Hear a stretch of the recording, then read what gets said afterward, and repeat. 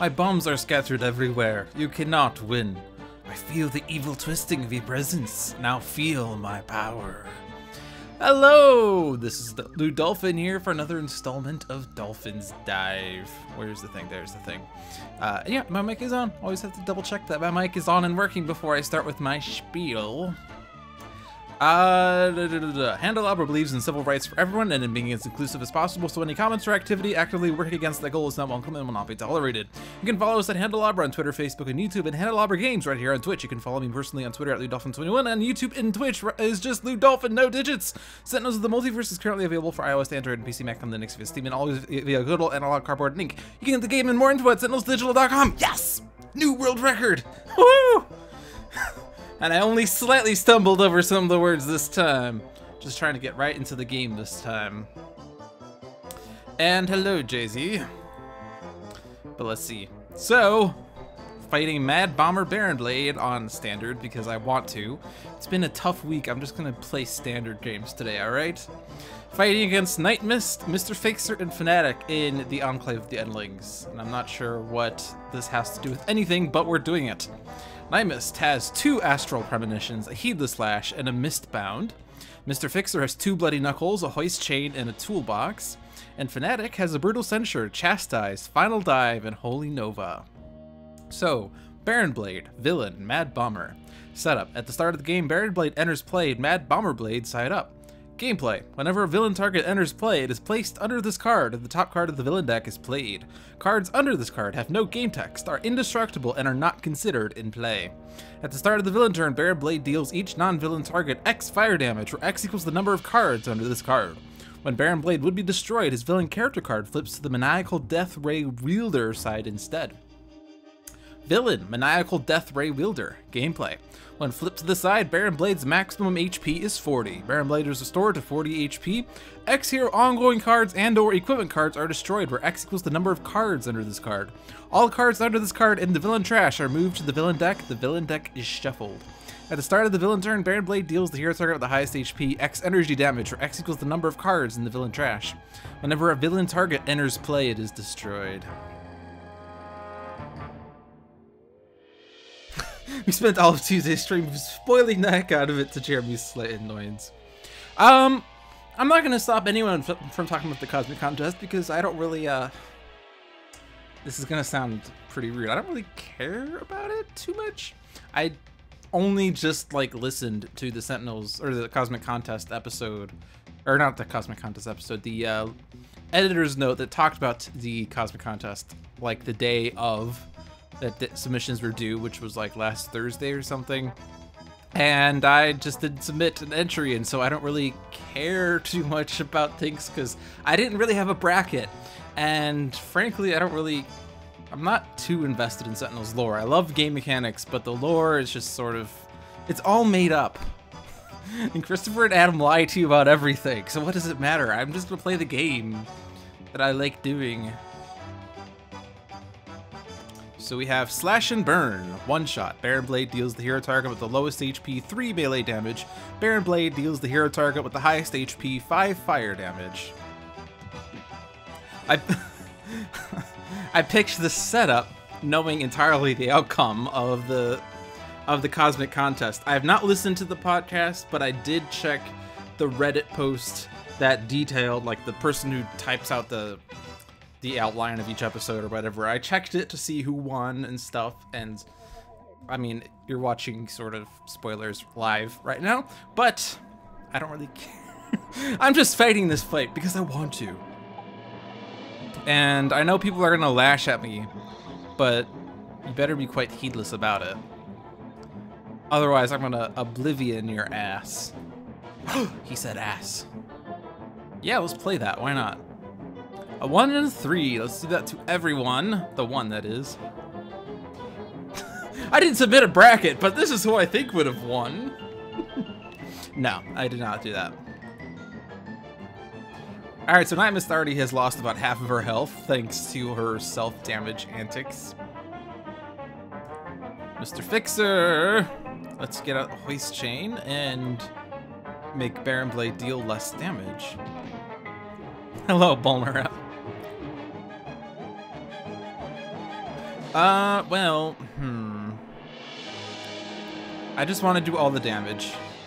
I'm just gonna get past, like, the entire stream. Like, I'm just gonna blow through this first game. It's Baron Blade. Baron Blade's easy. No one ever loses to Baron Blade. Blugo, the last Oppen.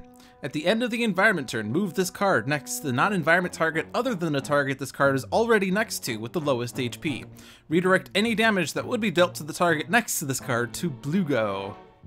Should we put him next to Baron Blade or Nightmist? I think. Nope, Nightmist. Redirecting damage from Nightmist is nice.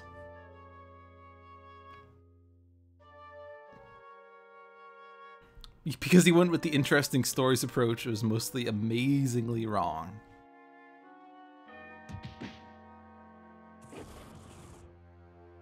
Walking around with the kiddo. Oh, so I better watch my mouth. I can't say certain words that I just started saying for the heck of it.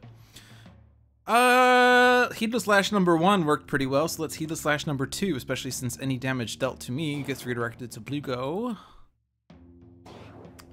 And I can put the Master of Magic in play. Currently no cards under Baron Blade, so if we can flip him super fast, that would be nice. But the problem is Blugo is going after Baron Blade. And I don't really think there's a way I can get past that unless I take out Blugo myself. Which I could do by final diving Blugo into Baron Blade. We're gonna do that. Blugo is going to protect Baron Blade unless I intentionally sacrifice Blugo. And we're sacrificing Blugo. Blugo has been sacrificed.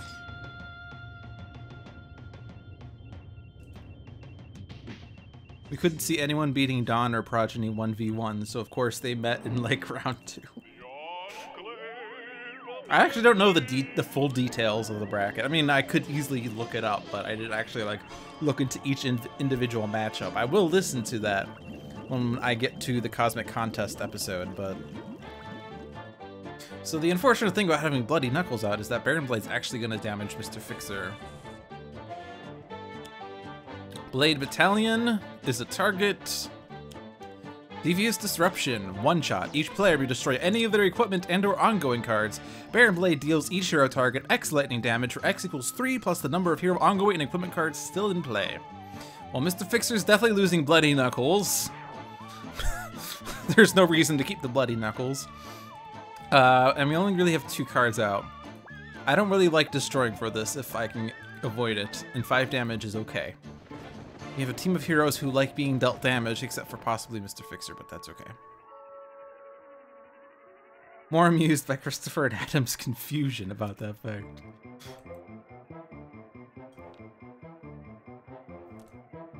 Alright. So we will most likely be able to devastate Baron Blade this turn, at which point he's going to destroy 1 card. I don't want to put out the Elder Ring until I have Amulet out. Astral Premonition doesn't really do me much. I can put out Scouring Mists and hope to do 2 damage to Baron Blade.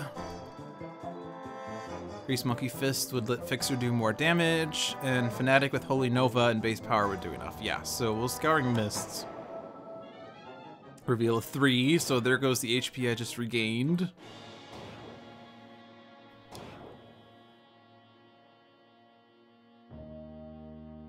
I'm only down to 8. This is a healthy Nightmist number. Well, we totally gave that one to you guys, and you still missed it. Well, okay. I don't even know what they gave, but I will listen to that moment in the episode, and it'll make more sense. I don't really like changing damage unless I have a reason to. I'm rather boring in that regard. I'm just trying to make a world record for first Dolphins dive game. I want this to be over fast, so we can get to the viewer's choice game faster. Holy Nova. I guess I could put out like Chastise, but then I guess Venix wouldn't do enough damage. I could put out Aegis and have that get destroyed, but whatever. This is fine. Everything's fine. So we're destroying one thing, and we only have 3 cards. What do you want to lose? Fixer would sort of like to keep the Grease Monkey Fist, but I guess we could switch out his style. I do want to keep Hoist Chain. Master of Magic is good when Fanatic's low, so...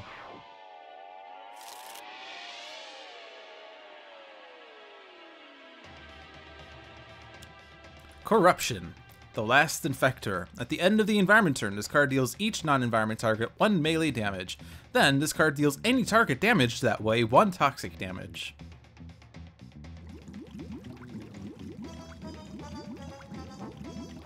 So, Fanatic, or not Fanatic, Nightmist! Nightmist! This is okay. This is fine. Baron Blade's at 36. What can go wrong? Blade Battalion is destroyed. There is 1 card in Baron Blade's trash.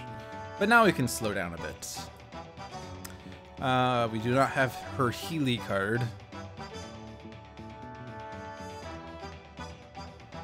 I mean, I could play a spell that does, let's see, Call Forth 2 would give me 2 hit points. I could discard a 4 and draw 4 relics. And I would certainly get the amulet at that point. And then I could just skip my base power. Yeah. I do want to get that amulet. And start redirecting some of this damage.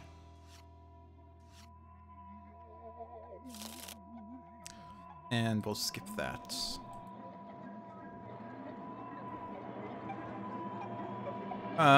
Do I need to make damage irreducible? No.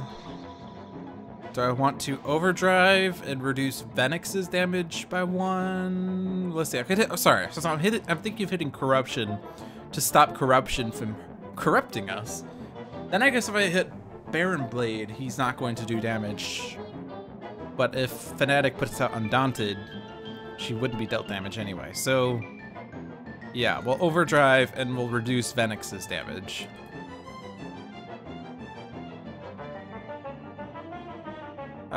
So corruption at least first. And then Venix.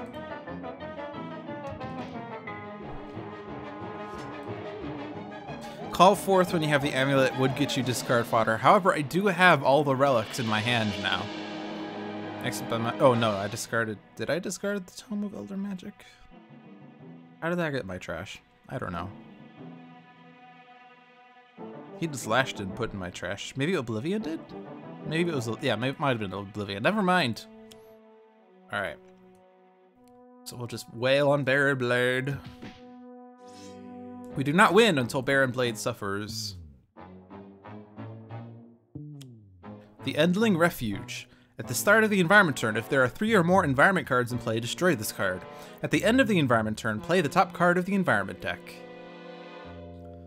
Alright, so this damage is reduced by 1 and prevented to Fanatic.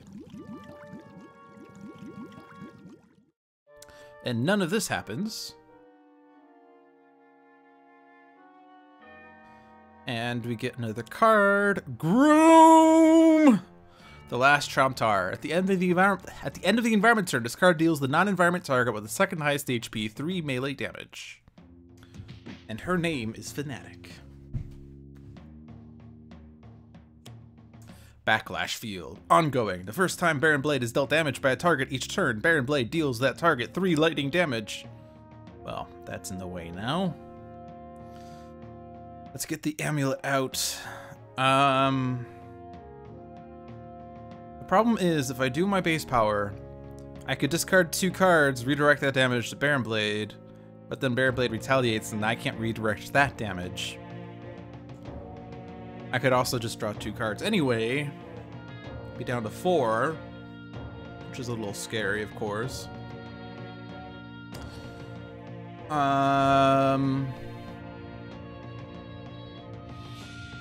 Fanatic does not have Consecrated Ground. I could have just played Planar Banishment and destroyed Backlash Field. Yeah, I'm gonna do that instead. I want the amulet, but I also don't like Backlash Field. 2 is acceptable. And let's get rid of Venix. And I don't want to do this at this point, or do I? No, I don't. Because Baron Blade could target me. Alright. Let's get the Harmony, and then I could get a damage boost. And let's stop Corruption again. So Endling Refuge is going to destroy itself, which is fine.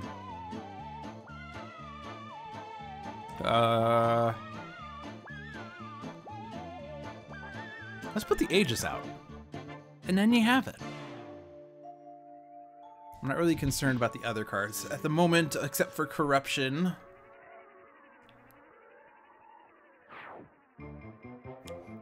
Orbo, the Last Talon. At the end of the environment turn, this card deals the target with the second highest HP 2 melee damage. Then, if that target has fewer HP than this card deals that target 1 energy damage. And Orbo happens to be that guy.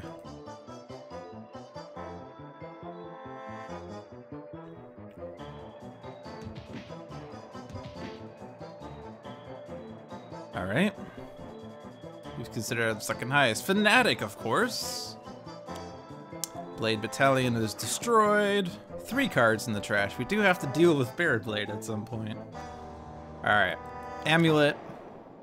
And I can go ahead and utilize this. Discard Elder Ring. Discard probably Oblivion at this point. And then get 2 new cards. So now my base power instead deals 2 damage to a target without costing any cards. Alright, +1 to damage, at least for now. And I could utilize Corruption, actually, to double damage Baron Blade. The only person who's going to be hit by this is Mr. Fixer, and Baron Blade, of course. So I'm just going to aim at Baron Blade, then. Because, like, Corruption will target Nightmist, but Nightmist can redirect it to Baron Blade. Fanatic's Undaunted prevents the damage. So I'm in good shape. I do want to get more cards, though, with Fanatic. If I can get a Wrathful Retribution, this game is over. I haven't gotten it yet.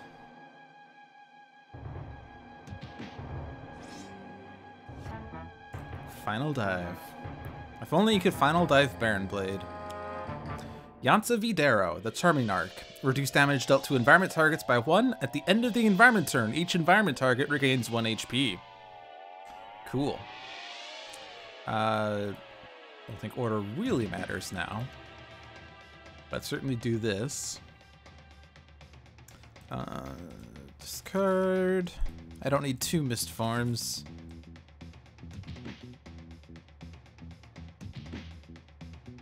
So then this damages Baron Blade as well as Fixer.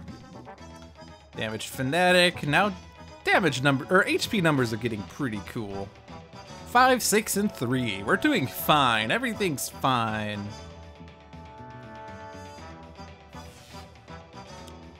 Backlash Field number 2. And this time I do not have ongoing destruction. Delightful.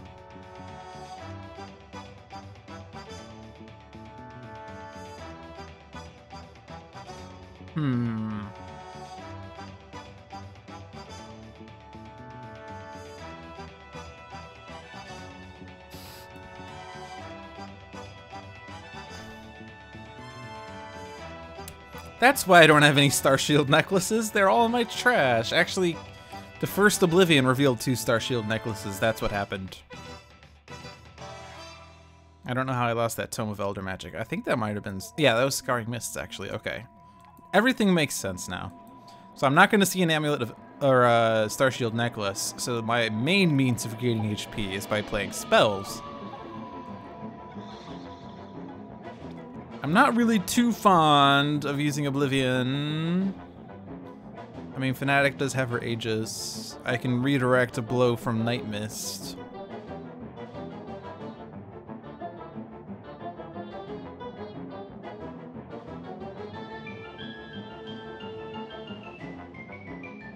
I'm gonna Oblivion.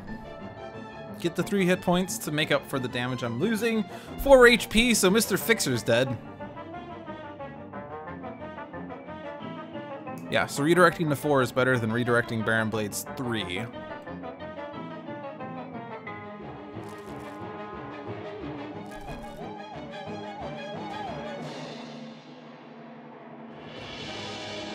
So, looks like Nightmist took out Mr. Fixer. I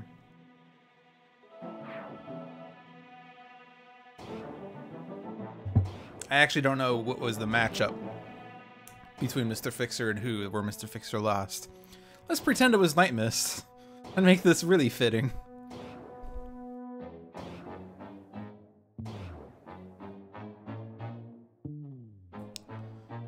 Cards. Okay. So let's see, we have put an equipment card in a hero trash into play, so like the Star Shield necklace.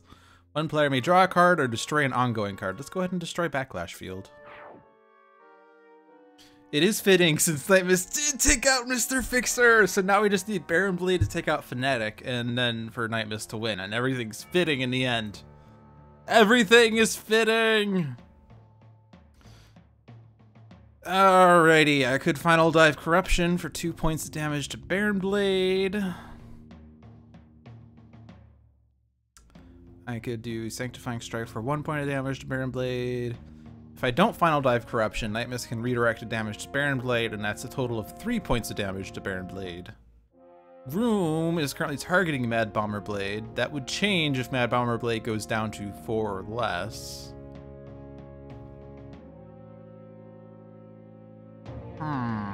Also, who's Orbo targeting? He's still targeting himself, because Yansa Videro is the target with the highest HP. Today, on Tales from the Archive with Lude. Alright, so let's see. So Corruption is doing 3 points of damage, but if I do too much damage, and in fact Fanatic would do too much damage by doing 2 points there and a 3 with Corruption, then Groom is going to target Nightmist instead of Baron Blade. So I don't want Corruption to do damage. If I Final Dive Corruption, that's 2 points of damage. Fanatic does 2 points, that's 4. Corruption would then tie with, Baron Blade would tie with Nightmist. And we could send the damage to Baron Blade, and everything's all hunky-dory. Alright.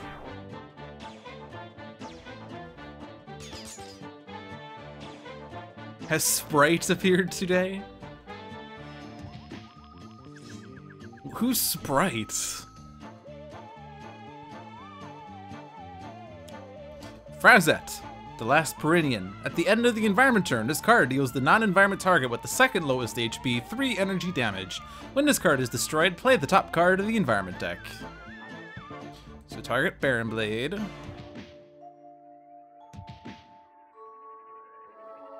And then who's Frazet targeting? He's targeting Nightmist! And this is how Nightmist won the Cosmic Contest.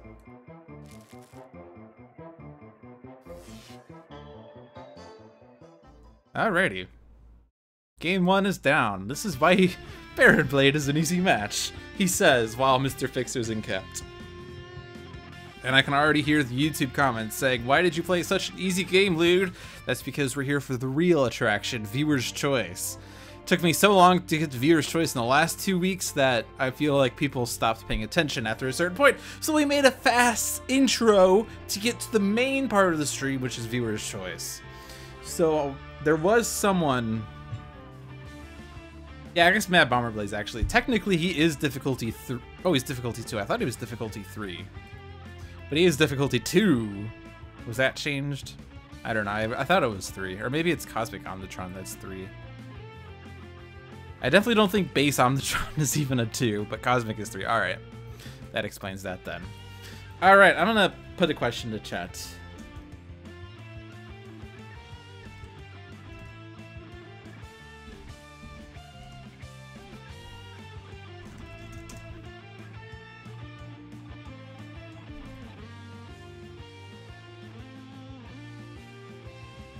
Solo.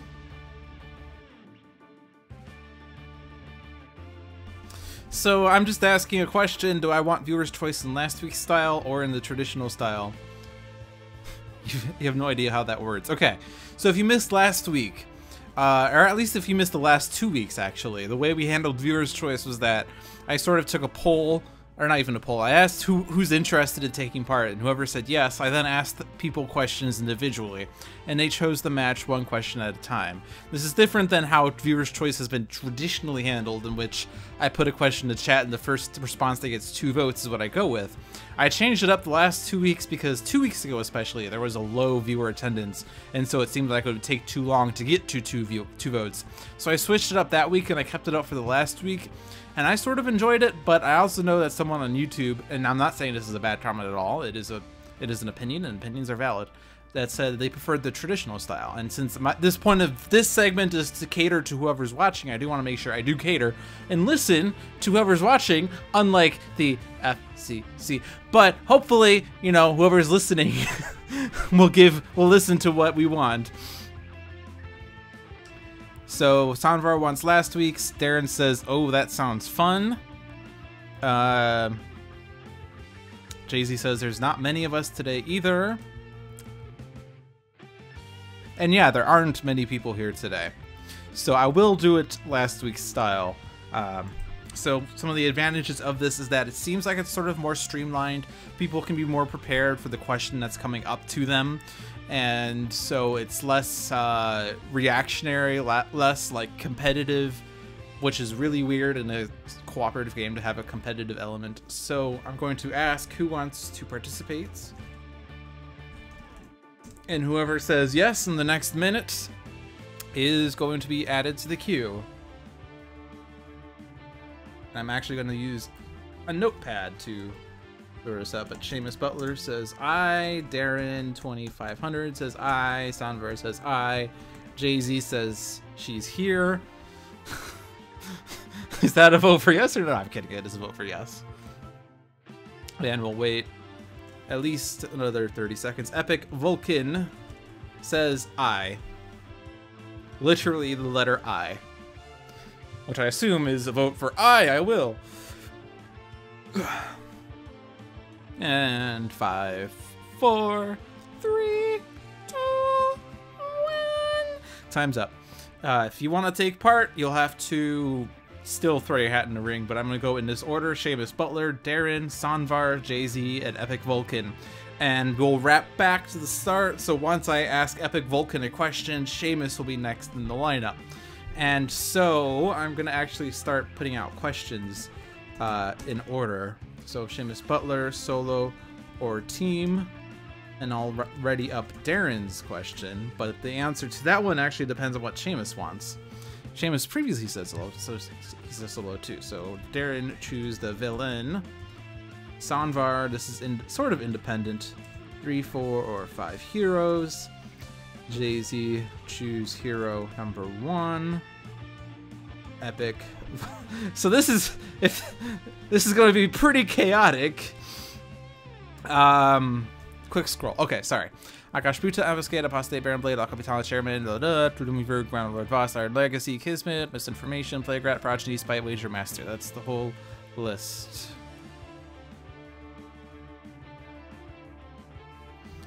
Alright, so Epic Vulcan is choosing hero number 2. Seamus is choosing hero number 3. And then the next question depends on Sanvar's answer. This makes it a little nicer because now all the questions are lined up.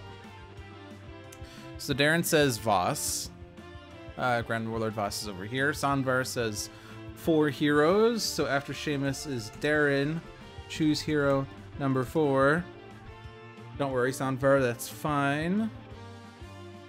After hero 4 is environment. And then Jay-Z.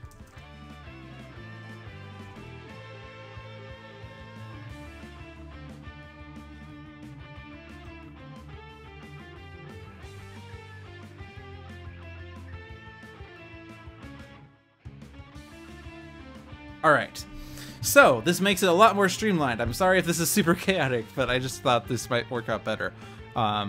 If this is too chaotic, then I will switch it up next week or next time we do this. All right, so Seamus was choosing hero number 3. Hero number 3 is Fugue State Parse.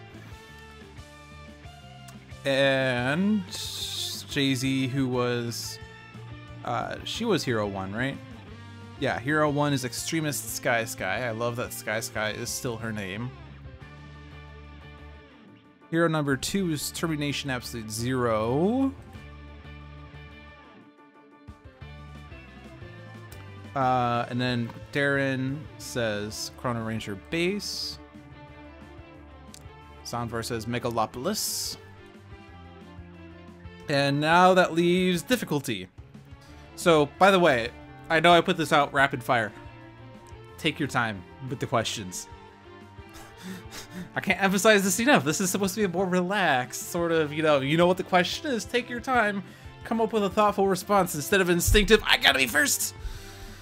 But, Advanced Baron Blade front, reduce damage dealt by heroes by 1. Advanced Baron Blade back. Baron Blade, I'm not doing this again, am I? This is not Baron Blade. Baron Blade has not taken over every villain in Sentinels of the Multiverse.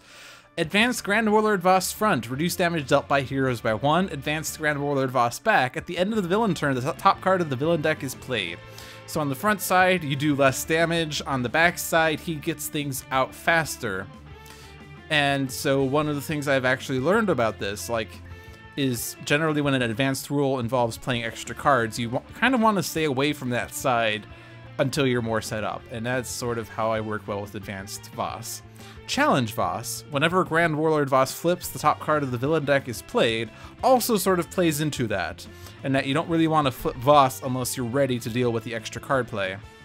And the worst thing about the challenge rule is that the flipping happens at the start of the turn, and so if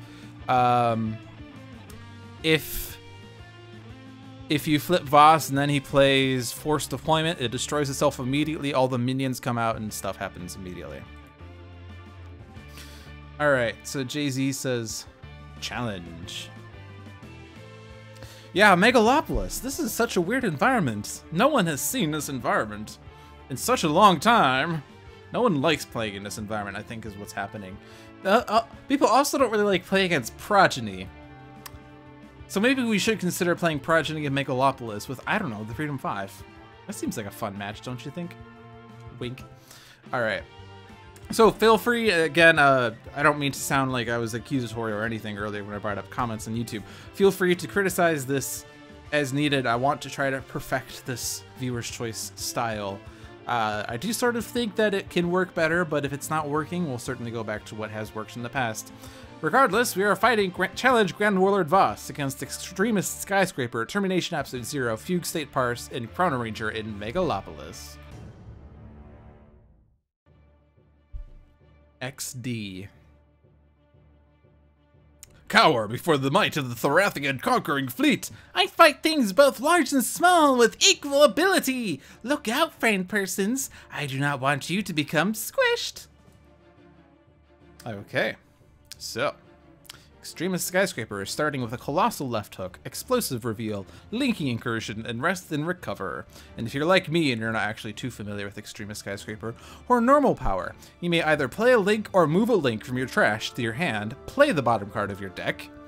So sort of a mix of her tiny power with random, or her vanilla tiny power, which usually involves playing 2 links and then moving things to her hand. This is sort of like a mix of that, not an entire mix, sort of like a choice between 2 things, but it also involves a random card play, and random card plays are always great.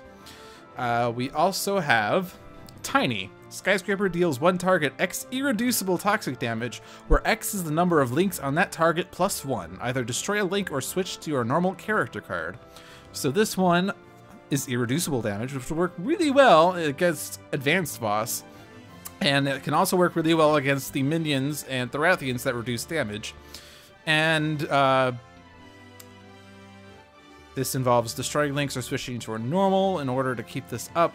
Or her huge power, destroy an environment card. If it was a target, Skyscraper deals 1 target 3 projectile damage. If not, Skyscraper deals each target 2 sonic damage and switches to a normal character card. So the Extremist powers involve constantly switching sizes. Normal does it randomly. Tiny or huge does it under certain conditions. I guess tiny is also a choice to an extent, as long as links are in play. But there's lots of size changes, and so proportionist works out really well. Sorry, I'm blabbering. Termi-Nation Absolute Zero has focused apertures, field freeze, isothermic transducer, and isothermic transducer. Fugue State Parse has buffer overflow, gauge, impossible shot, and updated intel. And Chrono-Ranger has no executions, sudden contract, temporal grenade, and the Masada. And Grand Warlord Voss, Villain Thorathian, conquering alien warlord. Setup. At the start of the game, Grand Warlord Voss enters play, conquering alien warlord side up. Cards are revealed from the top of the villain deck until 4 minions are revealed and put into play. Other revealed cards are shuffled back into the villain deck. Gameplay. At the start of the villain turn, if there are no minions in play, Grand Warlord Voss flips. At the start of the villain turn, if there are 10 or more minions in play, the planet has been overrun by the Thorathian army. Game over. Reduce damage to Grand Warlord Voss by 2 for each minion in play. Challenge. Hostile takeover. Whenever Grand Warlord Voss flips, the top card of the villain deck is played. So hopefully he only flips once. And he will certainly be flipping, because that's the best way to deal damage, is when there are no minions. Villain Thorathian, Super Thorathian Warrior. Gameplay. At the start of the villain turn, if there are 2 or more minions in play, Grand Warlord Voss flips. Reduce damage to Grand Warlord Voss by 1 for each minion in play. At the end of the villain turn, Grand Warlord Voss feels the hero... Grand Warlord Voss deals the hero target with the highest HP 3 energy damage, and the hero target with the lowest HP 2 fire damage. Certainly we would hope for that to be absolute 0. So what have we been saying? A fair number of thematic nemesis and messages because Skyscraper verse is Voss. One advantage of this way is it takes a lot less time to choose a viewer's choice. Yes, it does, especially when I actually have the questions lined up beforehand. Especially, yeah, because it sometimes takes a long time, especially when we do team games with 5 villains. Iron Legacy loves giving everyone the verbal smackdown. Vada misinformation. Freedom 5's Absolute Zero's messages give you warm fuzzies. Okay. Genebound Firesworn. Minion. This card is immune to fire damage. At the end of the villain turn, this card deals the hero target with the highest HP 2 fire damage. Genebound Shock Infantry. Minion. This card is immune to lightning damage. At the end of the villain turn, this card deals the hero target with the highest HP 3 lightning damage. Genebound Guard. Minion. Reduce damage dealt to villain targets by 1. There it is. Genebound Soldier. Minion. This card is immune to projectile damage. At the end of the villain turn, this card deals the hero target with the highest HP 2 projectile damage. And TCF Conqueror. Dreadnought. This card is. I keep meaning to point this out on the beta board. This card is. This card is immune to melee damage. It's saying this card is immune. Is immune is a type. This card is immune to melee damage. At the start of the villain turn, destroy 1 hero ongoing card. At the end of the villain turn, this card deals each hero target 3 fire damage. Damage. Damage. Damage. Damage.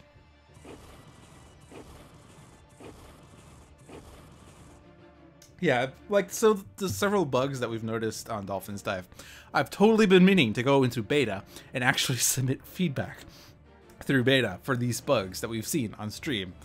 There is actually, I think, somewhere... Actually, I think it's in the credits, so I can't actually get to it from the game. I know in beta, there's like a button right here that I can click that says, like, submit beta feedback. You click it, there's a thing, you type messages in, it sends this game state to the developer.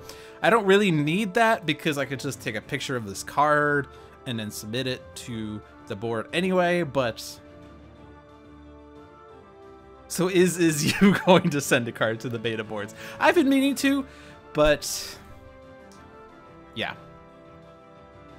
It's like, I'm aware of these things. Actually, here's what I'll do. Here's what I will do.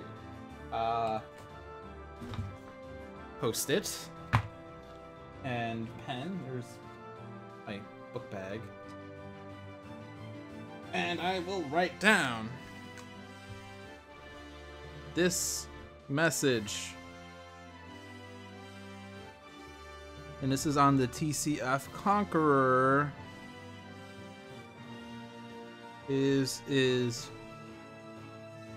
Immune. See? Or you can do it, Sonvar. I just don't want to be the person who says, yeah, go do it. Do it. Do it so I don't have to. That's a terrible thing to say. Alrighty, so Genebound Guard, does he reduce damage to everything? He does. So TCF Conqueror has a damage reduction as well. I could Linky Incursion and get 2 links out and then use her tiny power to do damage. The problem is I might not be able to get links on Conqueror. Ugh.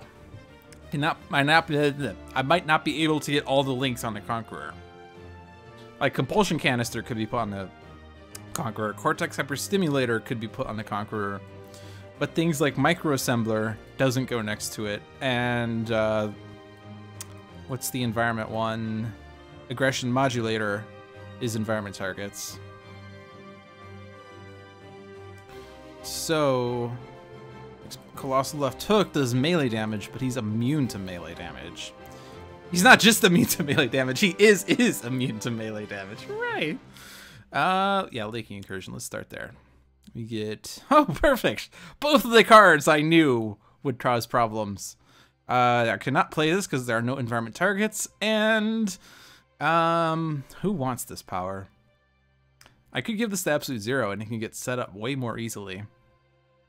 But we might want to utilize Violet Shivers because this will help out. I mean, it will hurt a lot, but like as long as we have the Exothermic Transducer, this will take the fire damage the Conqueror does, which is 3 plus 2 becomes 5, and then Absolute Zero does 5 plus 2 is 7 damage, which is a lot.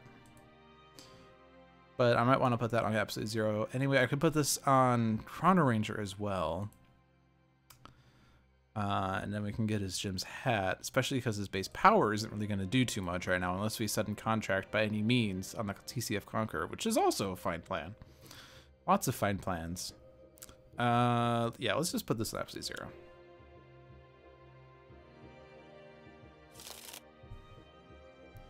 Oh yeah, and I have a power here. I can still do 1 irreducible damage. I could have put the Microassembler on Skyscraper, actually. I do not want to destroy the link. I'll just switch to normal. That's fine. She loves switching sizes. Alright, so Isothermic Transducer and Violent Shivers.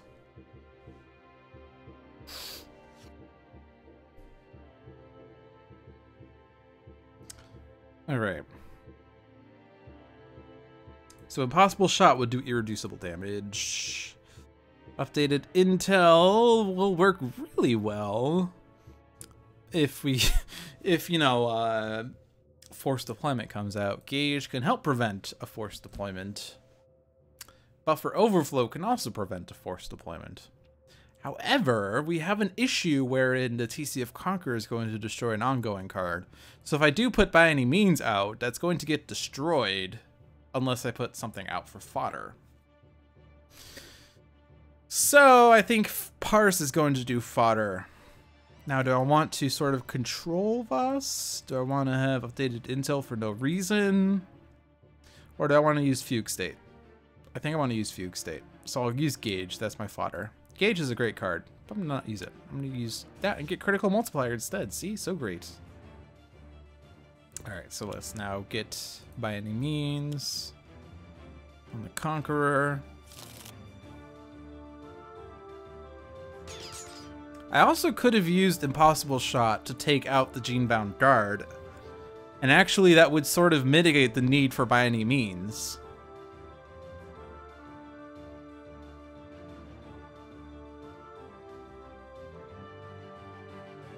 I'm going to do that. I just realized that after the fact. But I could use Impossible Shot to take out the guard. So this does less damage to the Conqueror, but now there's not a damage reduction on the Conqueror.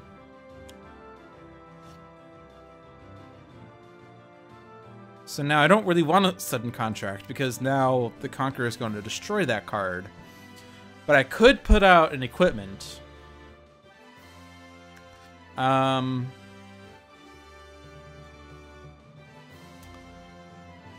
Temporal grenade, but there's not really anything I would want to destroy with it. I'll just put up the Masada. I'm not going to use it, but now I have it. In case I need it.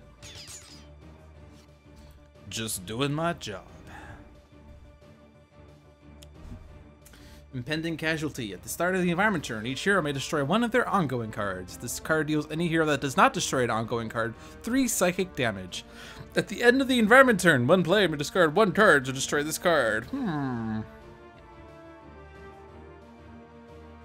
If only I had a hero who would benefit from discards. Let's get rid of data mining, because there's not really... You don't really get too many environment cards in this game. And Absolute Zero. Yeah, the in-cut power you're talking about, increased damage dealt to and by targets by 1, would certainly benefit Absolute Zero more. Would certainly benefit. Would make more sense on Termi-Nation Absolute Zero, indeed.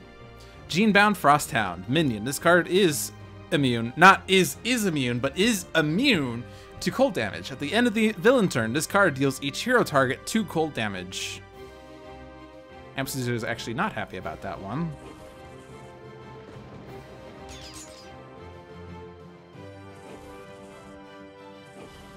But we can at least take out the Conqueror. Or help take out the Conqueror.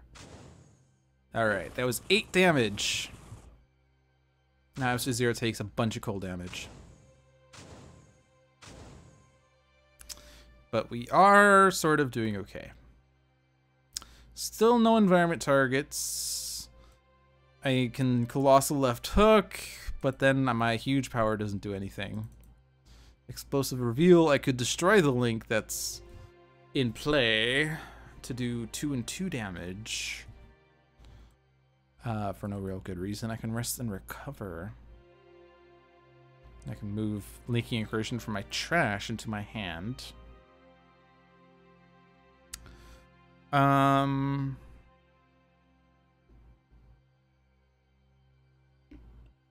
mean, I could Colossal Left Hook to do melee damage to the Gene-bound Frosthound. And I can keep doing Colossal Left Hooks. I could, like, play both by discarding 2 things and then Rest and Recover. And then I can take out 2 of these minions. Yeah. Because these guys are hurting. Hurting. I gotta discard a card. To Colossal Left Hook number 2. Shock Infantry does more damage. Then I can Rest and Recover. And I want the Leaking Incursion. Leaking Incursion? I want the Leaking Incursion? Incursion? I don't even know what I'm saying. I do not have links in my hand, so I have to move 1 from my trash. Bottom card of my deck. Ooh, nice.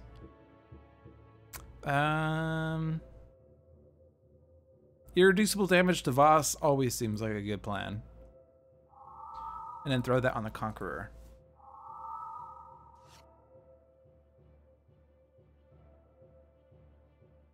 Okay, so my damage is still getting increased by 2. But there are no ongoing cards in play.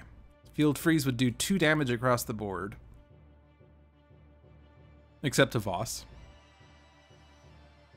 Sort of want to keep Field Freeze for a forced deployment, though. All of them are kind of wrong. Okay, fine. No more Leaky Incursion. I keep saying Incursion. I think that's the part that I'm even now stumbling on, is Incursions. Who could do things is the thing.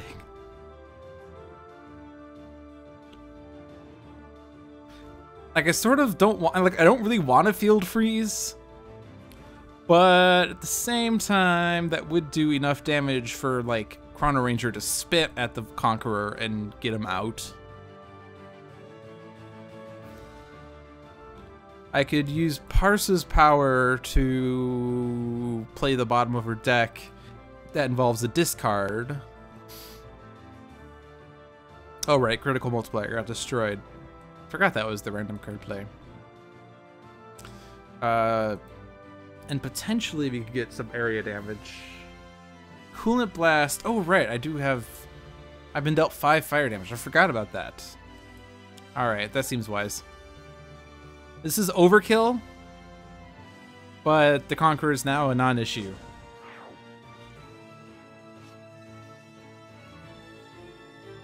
Good call, Sunfire. Good call. This is why you're in my stream. Alright, now Buffer Overflow. This can help prevent forced deployment. Extrasensory Awareness also can help prevent forced deployment. Actually, Extrasensory Awareness now breaks Voss. Voss is officially broken. No Executions also breaks Voss. Although, if we're not seeing any forced deployments, it doesn't matter, does it? Yeah,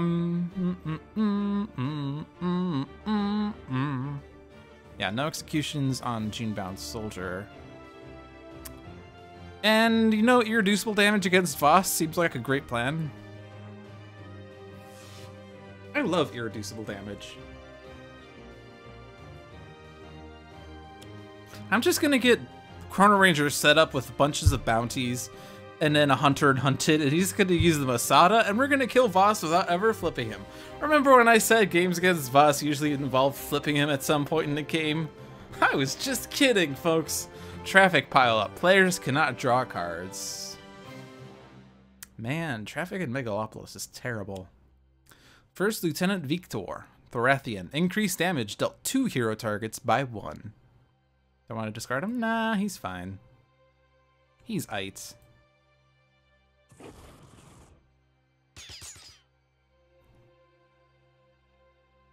Of course, there's a problem now in that... Oh, actually, I can easily destroy him. I can easily destroy targets! You know why? Because I am Skyscraper, bitches. Am I allowed to say that word? Probably not. Oh well. I just said it. Right, well. So what's the huge power if I destroy a target, deal 1 target 3 projectile damage? Well, Soldier is immune to projectiles, so let's not do that. Actually, no, on second thought, I don't want to do extra damage to my comrades, so I'm gonna not. I'm gonna take out Victor. Victor. There. Damage saved.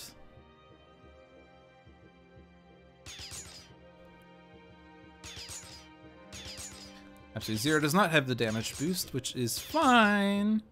And now environment is destroyed. Cannot target the soldier, but I'll target the Firesworn. And now we have to be careful we don't flip Voss, so that Gene-Bound Soldier I'm just sort of going to leave out there.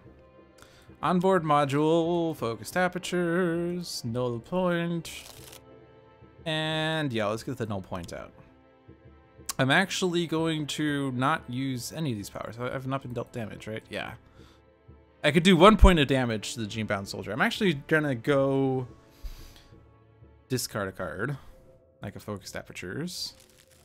And then I can put a focused apertures in play, but instead I'm gonna cryo chamber. Just because it will make it easier for Absolute Zero to heal up. Especially with different versions of Absolute Zero, who don't usually have nice, easy means of dealing themselves fire or cold damage. Okay. So Extrasensory Awareness is going to be utilized repeatedly. Let's go ahead and update the intel to get even more control. Oh look, a forced deployment. Oh dear. If only I could get rid of it somehow. Discard. This is targeting Absolute Zero. Honestly, I'm just going to put the Quark Drive out. Because we could probably get it destroyed easily with this team. Alright, let's go ahead and put a by any means on Voss. Because now, well, that doesn't help. And this doesn't help either. But Masada doesn't care about damage reduction. It gets even more powered up by any means. It's super powered up. We're playing a game of leave the gene-bound soldier in play for the rest of the game, apparently. Cramped Quarters Combat. Change the type of all damage to melee damage. Increase all damage dealt by 1. At the start of the environment turn, destroy this card. That's okay. Oh no, the Quark Drive Translocator device. The first time a minion enters play each turn, play the top card of the villain deck. And I can reveal cards from someone. In fact, if I could look at Parses, I could see what she could potentially play. I could look at Skyscrapers too and know what she could potentially play. But we don't have a normal, so I can't switch there unless I destroy Cramped Quarters Combat, which I don't really want to do. Let's look at Voss. Voss has a Gene-Bound Ion Lancer. Alright, so now we know the next 2 cards on Voss's deck. I predict he's about to call his troops. Thwop smash. I can go tiny. That's what I can do. And remember when I said irreducible damage is awesome? Let's see. Aggression Modulator in hand. Cortex Hyperstimulator in play. Let's now do 3 irreducible damage to Voss. Increased by 1. This damage preview is weird. But I guess it makes sense. Because we don't really know how much damage is being dealt. Alright. Oh yeah, +1 by Cramped Quarters Combat. I like irreducible damage. It destroys Voss. I think there's a lot of Voss destruction happening right now.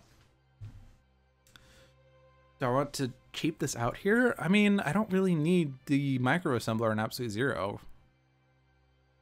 Especially once he gets his focused apertures. I could also destroy the compulsion canister, but I want to get Skyscraper's tiny card, whatever it is, the undetectable relinking, because then I can get the compulsion canister back into my hand, and then I could play it again. Alright. Focused apertures actually doesn't do anything right now because all of Absolute Zero's damage is melee. Do I anticipate Absolute Zero being dealt damage? I actually know what's coming out. We're getting a Gene-Bound Banshee, right? Ion Lancer. And that could target Chrono-Ranger, who is okay with that. So I think I'm going to Violent Shivers and be ready for a Frostbound Drain next turn.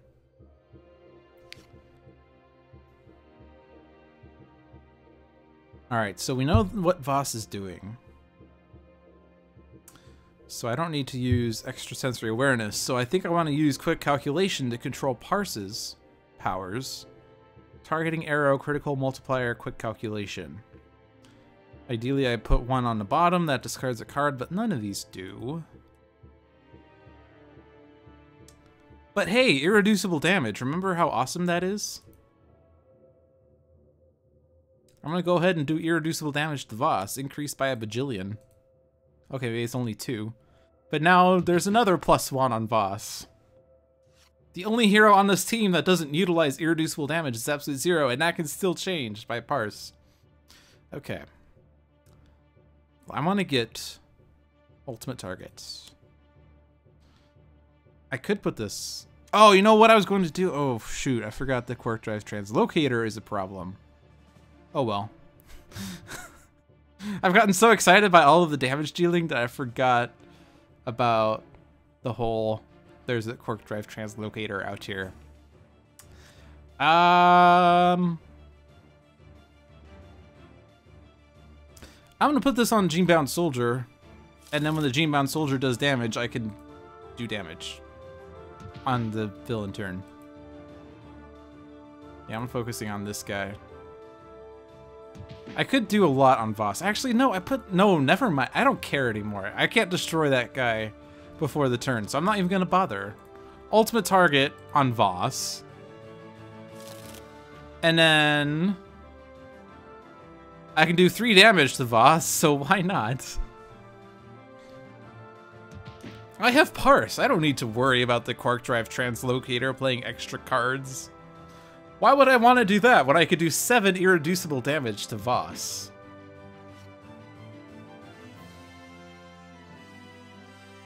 Like, the issue is that I did a +1 with Parse that I now don't really want to lose it. Rooftop Combat. Increase all damage dealt by 1. When this card enters play, destroy all other environment cards. While this card is in play, environment cards cannot be played. When hero targets deal non-hero character cards 10 or more damage in a single round since this card entered play, destroy this card. Alright, so that's a +1 effect. Genebound Ion Lancer. Minion. This card is immune to energy damage. At the end of the villain turn, this card deals the hero target with the lowest HP 2 energy damage. And updated intel. Let's see. Grand Warlord Voss. Genebound Guard. I'm gonna do this because it is a -1, but this sort of negates the rooftop combat, so that's fine. Voss, Forced Deployment. I can get that one discarded if I put it on top. I'm okay with this. Let's throw this on Skyscraper. She can regain HP. Oh man, that had so many boosts on it. All right. Well. Oh, and you know what? I could even get it discarded by neutralizing Resonator. That seems cool. There is another Forced Deployment discarded. And this is now 7 irreducible damage to Voss.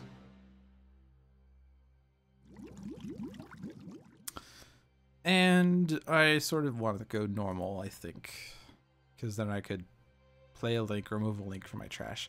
If I can get the micro assembler on Skyscraper, then I could sort of bypass the whole having to change sizes constantly thing. Or I could just draw one. That's cool. All right, now I do need to worry about the Quark Drive Translocator. And there's no equipment in my trash. There is an equipment in my trash.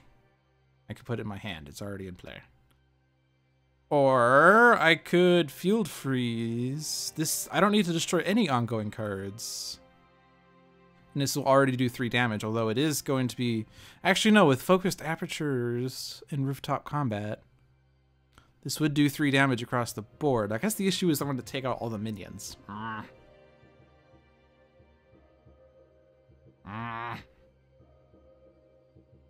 Dare I flip Voss? I guess it's okay. Yeah, we're flipping Voss. And yeah. Make sure I take out the minions first.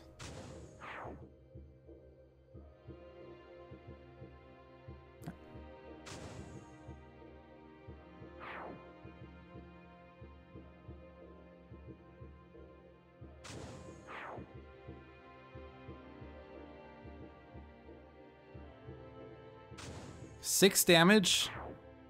Oh, there goes the thing. Actually, I guess the order still mattered because I did want more damage on the Quark Drive Translocator. So let's take out the guard. And then we'll take out the minions.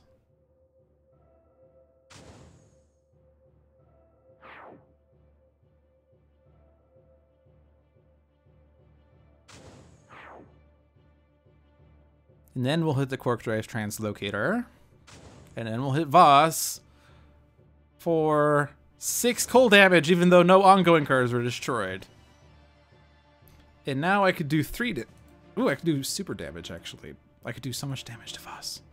But I do have to focus on this guy. Why would you use Coolant Blast? You've not been dealt any fire damage since the end of your last turn. Okay. So I now need to extra sensory awareness. Let's get a critical multiplier out. And then you have it. Alright, we have 3 minions. Both of these are going to end up getting played, so which ones do we want? Bearing in mind that Voss is going to deal 2 fire damage to Skyscraper. Frosthound's going to do 2 cold damage to Skyscraper, but this will heal up Absolute Zero. Genebound Firesworn, if I put it after the Frosthound, will actually deal damage to Absolute Zero, who will then heal up, or could do something else. So I'm going to discard the Ion Lancer, and then put the Frosthound on top. And not shuffle the villain deck. And now we're flipping Voss. It's happening.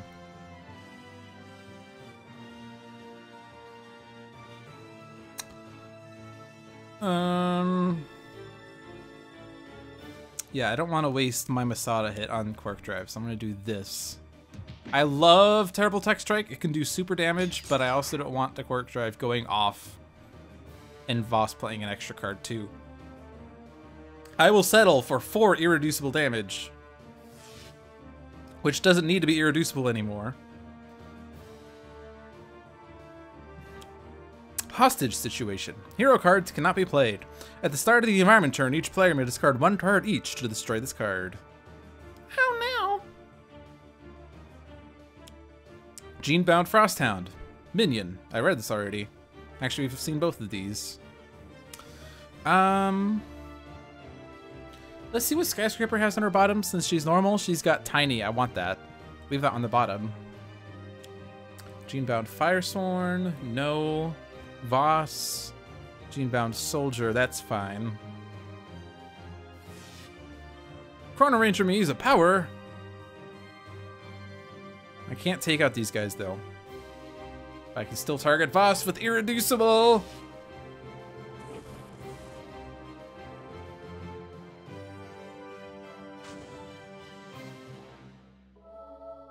Good. You fell for my trap, I see. I cannot kill you. I'll just heal up. Absolute Zero was down to like 9 HP once, but now he's super healed up. I can actually leave the Frosthound, or not the Frosthound, I could leave the Firesworn out. Voss flips back if there are 2 or more in play, so I could still take out the Frosthound, but the Firesworn, as long as he keeps targeting Absolute Zero. You know, Absolute Zero doesn't really care. Destroy a card? Why would I?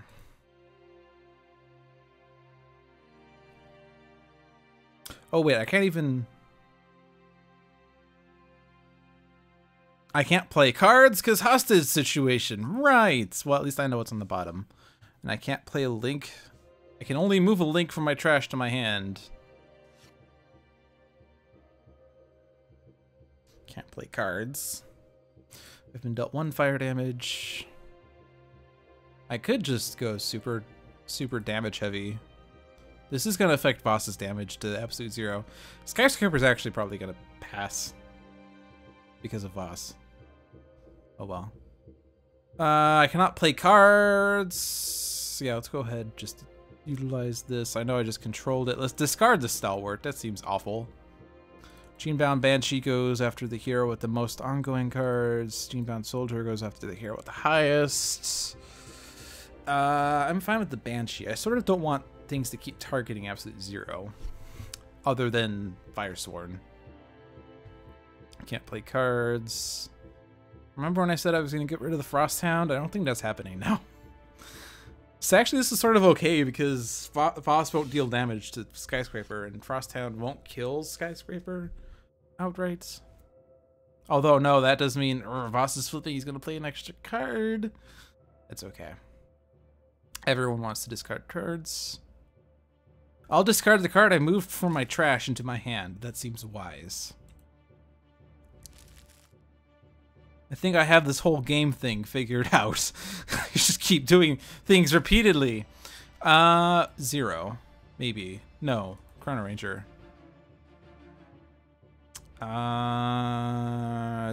Compounded Bow is tempting. But if I want to do damage to Voss, it has to be irreducible. Police backup. At the end of the environment turn, deal 1 projectile damage to the villain target with the highest HP. Whenever a villain card would make a player discard a card, destroy this card. Good news, guys. That's not going to happen.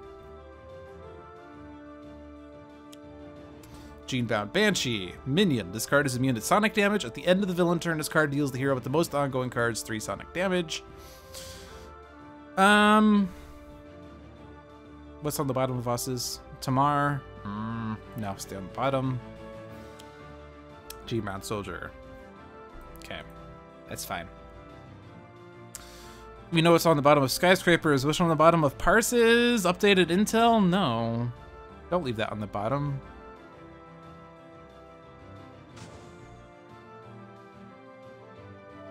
Absolute Zero regained 5 HP.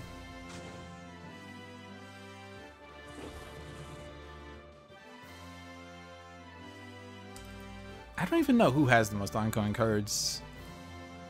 But I can't damage Voss with this. And I can't damage the Frosthound. Let's hit the Genebound Soldier. Yeah, because that's going to target Absolute Zero. Oh, it's Parse. Okay. I guess I didn't parse that correctly. Hee-hoo, hee-hoo. Alright, Linky Incursion. More links! More links, better links. Compulsion Canister, indeed. Should I put this on Absolute Zero? Oh no, I'll put this on Voss, and then Chrono-Ranger can use a power. Like Masada. I think this whole irreducible damage system is broken.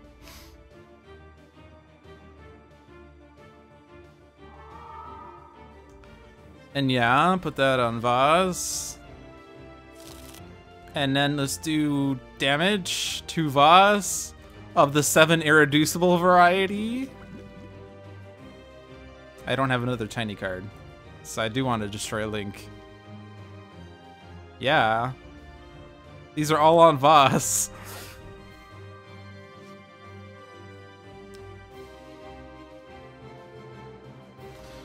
Alright.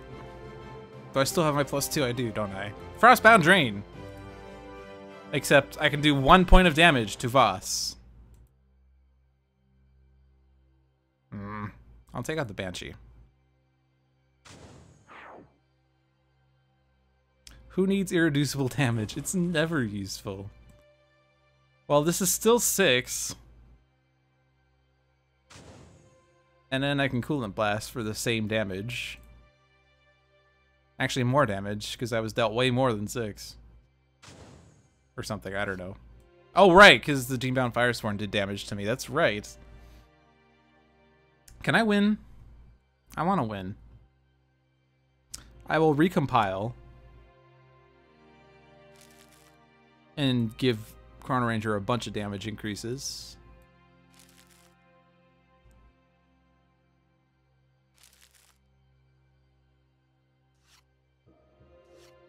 Draw a bunch of cards that are probably never going to see this game.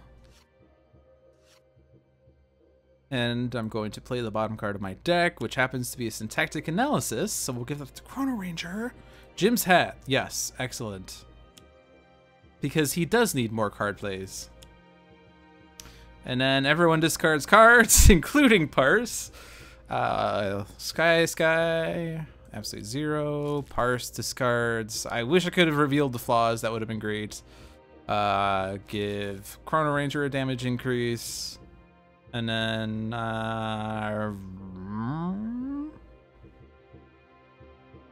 man, Compounded Bow is not going to be as good as Masada because of all the damage reduction. Just doing my job. I'm drawing 4 cards. Do I look like I need any more? I can do 3 damage because of Critical Multiplier negating Grand Warlord Voss's damage. Actually, this might have been better off on... if I take out the Firesworn, I can probably do more damage overall. Which sort of sucks. Yeah, we'll do that again.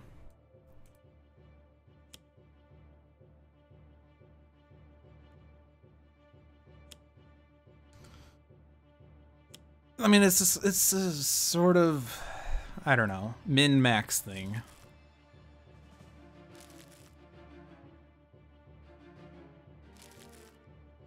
So like, Chrono-Ranger doesn't really need this at this point, but like, I'm going to win on his turn somehow, some way, in some fashion.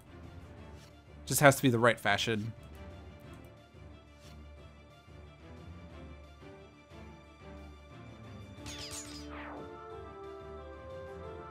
I don't know, because that is going to sort of help a bit, but I'm not sure. Chrono-Ranger, play at the bottom of your deck. It is Danny Boy. Not really the one I wanted, but that's okay.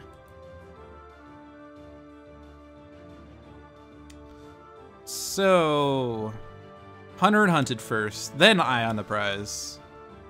I'm still doing 3 points of damage to Voss. Temporal Grenade is not what I wanted. Kill on sight, though. Then Masada. For the win! I mathed this correctly, folks! You just didn't believe me, did you?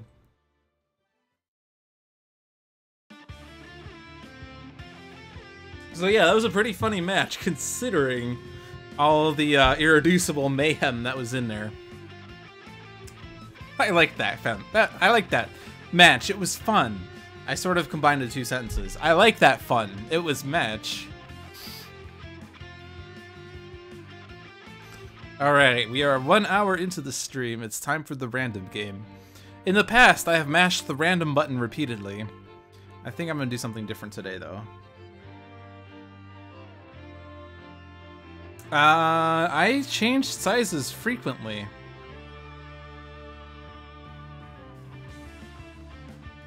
I was normal, I was tiny, I was huge.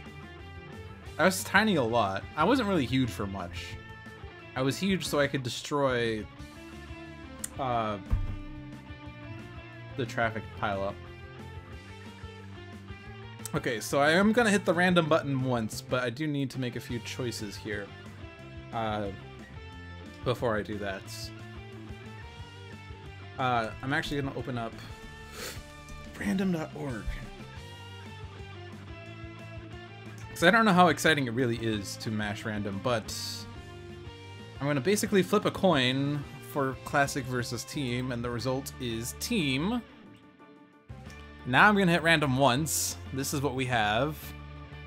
For each of these, I'm not going to mash a button repeatedly. Plague Rat is going to be standard. Ambuscade is going to be advanced. Proletariat could be challenge or ultimate. He is going to be advanced. And so can Ermine and Baron Blade. Ermine is going to be ultimate. Great. And Baron Blade shall be advanced. So, Plague Rat, Advanced Ambuscade, Advanced Proletariat, Ultimate Airman, and Advanced Baronblade versus Fugue State Parse, Redeemer Fanatic, Dark Visionary, Sentinels, and K.N.Y.F.E in Dok'Thorath capital.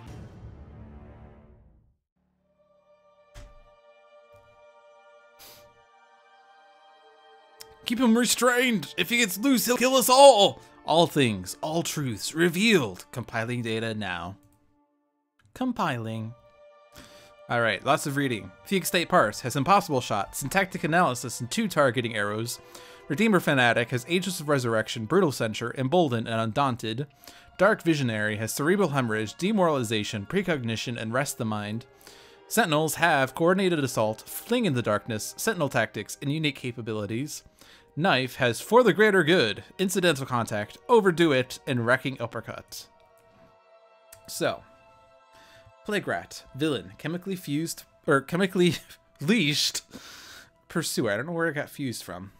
Setup. At the start of the game, Plague Rat enters play chemically leashed pursuer side up. Plague Rat's deck is shuffled and cards are revealed from the top until 2 handlers are revealed and put into play. The other revealed cards are shuffled back into Plague Rat's deck. Gameplay. Plague Rat is immune to toxic damage.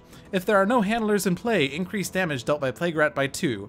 At the end of Plague Rat's turn, Plague Rat deals each target 1 toxic damage, then Plague Rat deals the 2 handlers the lowest HP 2 melee damage each. Ambuscade. Villain, Slaughterhouse Leader. Setup. At the start of the game, Ambuscade enters play Slaughterhouse Leader side up. Cards are revealed from the top of Ambuscade's deck until a nemesis is revealed and put into play. Other revealed cards are shuffled back into Ambuscade's deck. Gameplay. At the end of Ambuscade's turn, Ambuscade deals each target next to a snare 3 melee damage.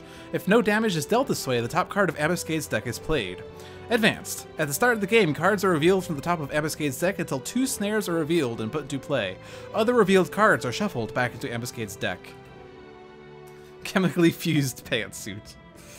Proletariat. Villain. The Everyman. Setup. At the start of the game, Proletariat enters play the Everyman side up. 2 cards named Proletariat are put into play. The villain deck is shuffled. Gameplay. Whenever this card will be dealt non-psychic damage, redirect that damage to the clone card with the lowest HP. At the end of Proletariat's turn, this card deals the hero target with the highest HP 2 melee damage. Advanced. At the end of Proletariat's turn, move a clone card from Proletariat's trash into play. So it's going to be harder to keep clones out of play, but we do have psychic damage in this team. Ermine. Villain. Con Artist Extraordinaire. Setup. At the start of the game, Ermine enters play Con Artist Extraordinaire side up. Constant Prattle is put into play. The villain deck is shuffled.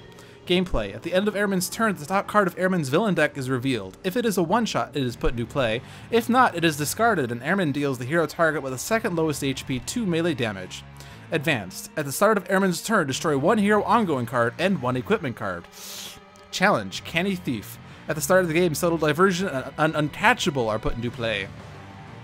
So, very annoying, this silly upside-down woman. Baronblade. Villain. Evolved Madman. Setup. At the start of the game, Baronblade enters play Evolved Madman side up. Genetically fused physique is put into play. Cards are revealed from the top of the villain deck until a device is revealed and put into play. Other revealed cards are shuffled back into the villain deck. Gameplay. At the end of Baronblade's villain turn, Baronblade deals the hero target with the lowest HP and himself 2 melee damage. Advanced. Reduce damage dealt to device cards by 2. Well, we did so well with the lack of irreducible damage in the last game. Or, sorry, with super irreducible damage in the last game. Maybe we can get some more irreducible damage. RevoCorp Restrainer. Handler. Reduce damage dealt by Plague Rat to villain targets by 1. At the start of Plague Rat's turn, Plague Rat regains 5 HP. RevoCorp Tanker. Handler. Reduce damage dealt to Plague Rat by 1. At the start of Plague Rat's turn, this card deals each hero target 1 toxic damage.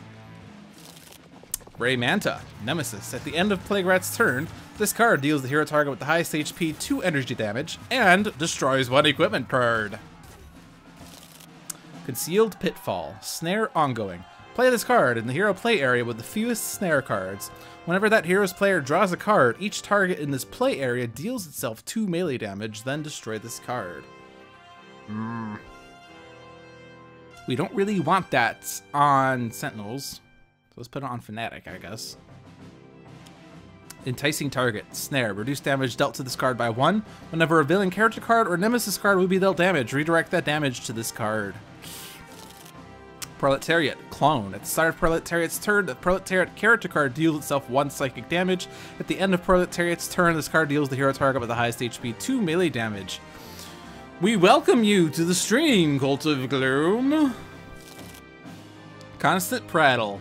Ongoing. At the end of Ermine's turn, discard the top card of each deck. Subtle Diversion. Ongoing. The first time Ermine will be dealt damage each turn, redirect that damage to the hero target with the highest HP. Uncatchable. Ongoing. If Ermine will be dealt damage, prevent that damage and destroy this card.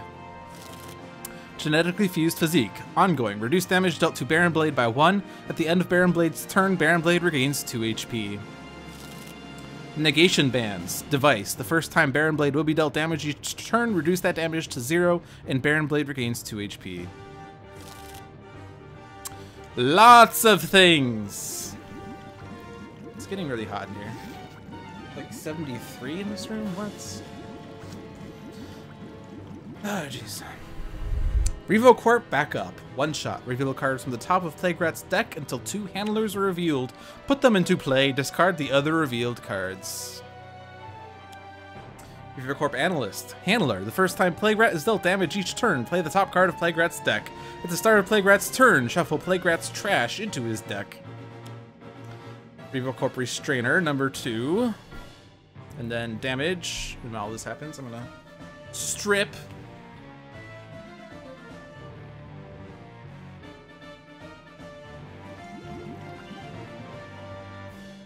It's actually really cold outside. I don't know, it's so hot in here. It's been like freezing in Cleveland. It's been snowing and blizzardy and dreadful and misery and gloomy, actually.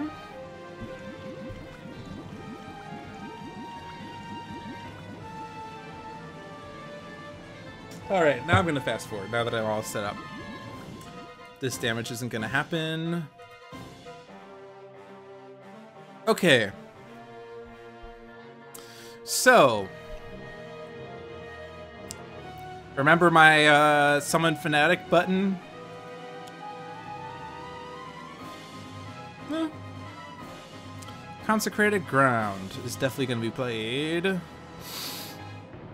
And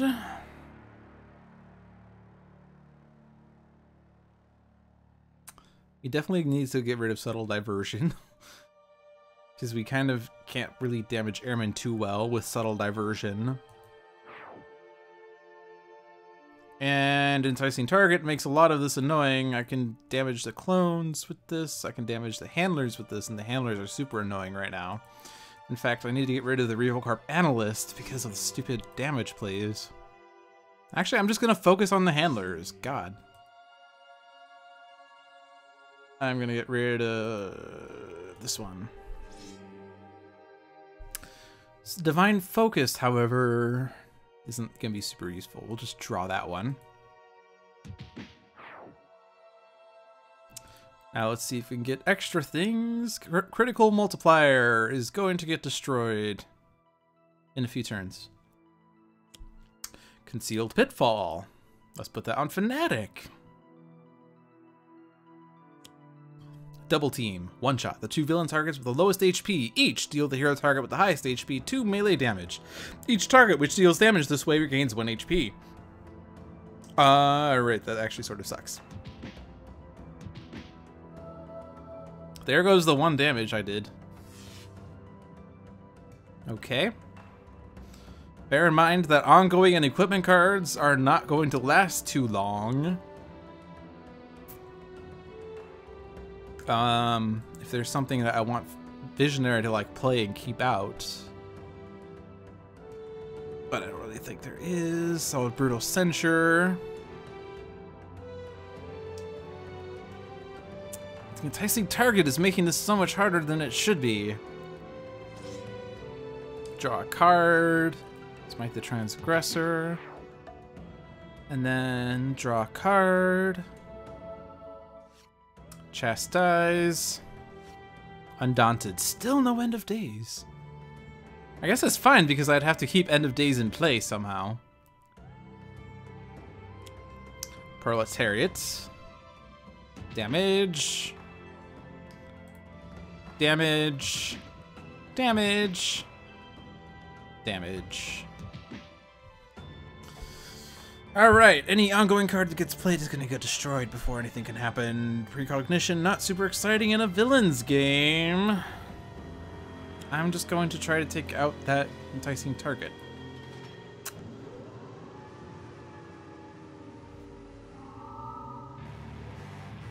Only this were Mental Divergence. Nope, not Mental Divergence. If only this were Psychic Maelstrom, this would be so much better.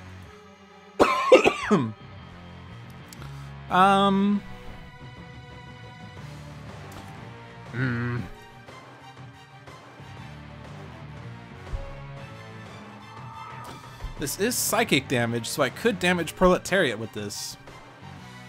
I could destroy Uncatchable.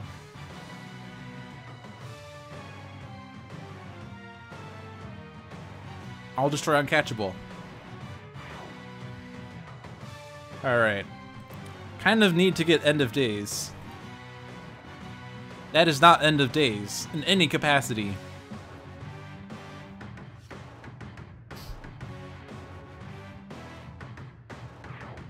Well, I guess it doesn't matter because Constant Prattle would discard it anyway.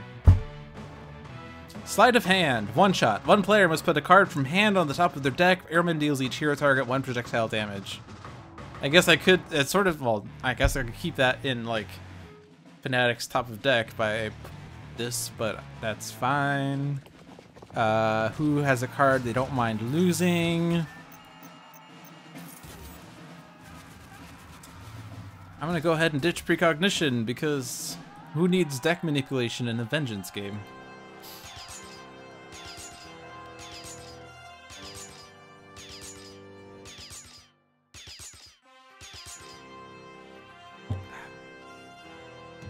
Good news, uncatchable did not happen.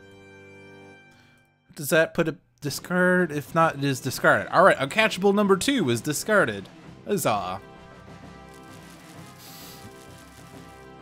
Did that put a Proletariat into the Proletariat trash? It did not. It discarded Overwhelm the Mighty. Good. Alright, unique capabilities. Let's get the Caligonous form. I love that one. And then Sentinel Tactics, so that I could do damage and then use a power. Like, let's focus on Ermine, I guess.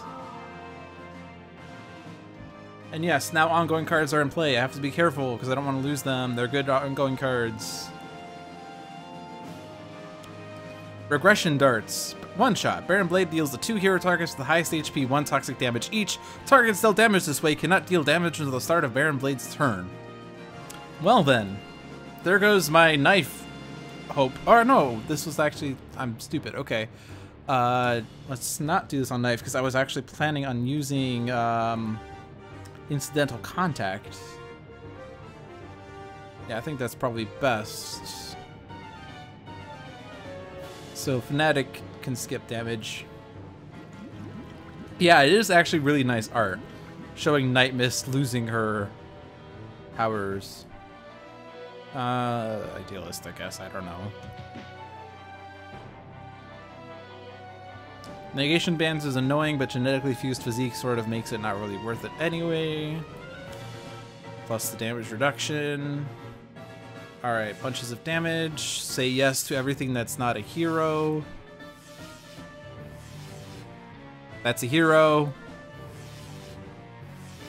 That's a hero.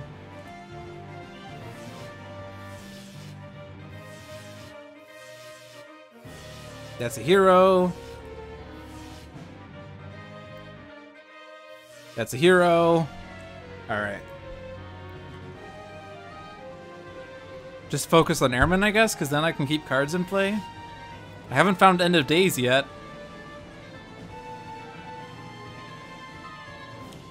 Freedom Fighters. Civilian. At the end of the environment turn, discard deals each non-civilian target 2 lightning damage. Can I take out a handler? I can take out a clone, and I should do that, so that we don't accidentally redirect to that clone. I can take out the RevoCorp Analyst, which is excellent. Hey, Silverfire, how are you doing? I can take out this handler, too. Is there anything else? Nothing else is going to get taken out. I don't think the order matters. So thankfully we got rid of that Analyst before we accidentally play a Plague Rat card.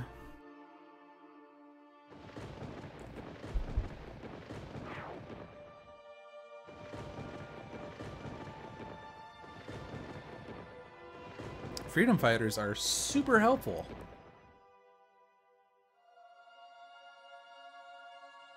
Except when it comes to Baron Blade.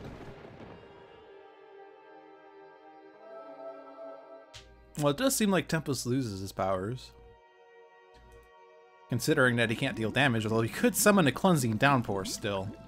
I'm just speaking from a gameplay point of view, because I'm not too good with lore. Seek and Destroy. One shot. Plague Rat deals the hero target with the most cards in play 3 melee damage. That hero's player must either discard 2 cards or destroy one of their equipment cards. That is going to the Sentinels, who with Writhe we can redirect it or reduce it, I guess, which is fine. And we have no equipment cards, so we have to discard something. And Coordinated Assault and Horrifying Dichotomy seem like the wisest choices.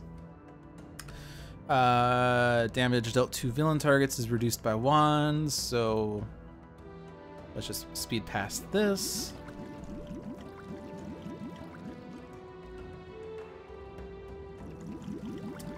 And I can get rid of both handlers. If I do this. This is This is a little suicidal. Plague Rat is now completely unleashed. But don't worry, guys. It's fine. Everything is fine. Alright, targeting arrow. Let's just whittle down Ermine. Except regression darts. Never mind. Oh, I can still increase damage. Okay, that's fine. Everything's fine. Okay, updated intel. Shrewd Ambush. One shot. Reveal cards from the top of Ambuscade's deck until one snare is revealed. Put it into play. Shuffle the other revealed cards into Ambuscade's deck. Move one snare from Ambuscade's trash into play. Ah! Why, enticing target? Why? Why? I'm going to, let's see, who's this going on? This is going to Idealist, whatever. Because, I mean, so, yeah, whatever, that's fine. We can revive Idealist and make her bigger and better than ever before. But that enticing target is annoying. Alright, well, either Fanatic or Visionary have to play ongoing cards. Otherwise, Ermine's going to destroy stuff.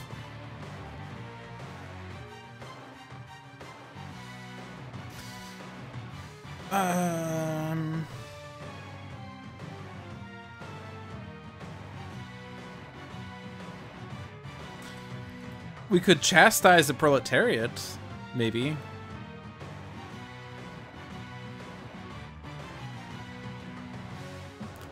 That would freeze him for a bit. Put it Undaunted. Stupid, stupid enticing target. Stupid, so stupid.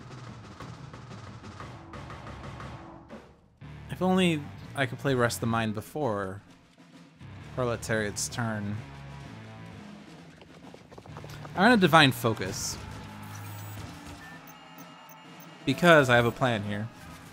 Final Dive is cool. Divine Focus is not End of Days. Alright, so I can discard a card, right? With this soon, there it is. Discard Undaunted. Can't deal damage anyway, never mind. Stupid regression darts! I had a plan, and every time I try to deal damage, I forgot that the target that's dealing damage can't deal damage. It's okay. I don't really want anything else. Flanking maneuvers. Ongoing. Whenever the Proletariat character card deals damage to a hero target, the clone card with lowest HP deals the hero target with the highest HP 1 melee damage.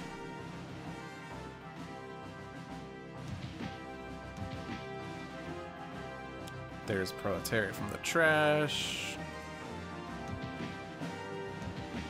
Alright, we're gonna do something soon, I swear. Can't deal damage. Stupid enticing target. Does Ermine? Ermine doesn't have any targets. I'm gonna rest Ray Manta's mind.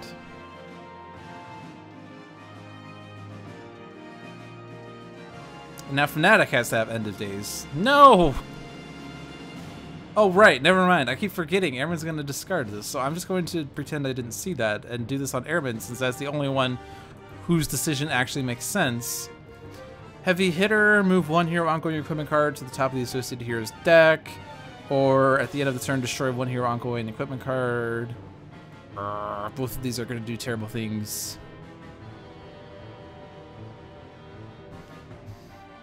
Proletariat has the best name power combination. I do sort of like the Proletariat mechanic and how that they have clone cards that are also named Proletariat. It is a sort of cool thing. Jeez. I guess we do have segmentation faults, so we could go ahead and do something. So if at least one card is destroyed this way, destroy this card, that is a better effect than Heavy Hitter. As long as we do not have equipment cards, which I don't think we do.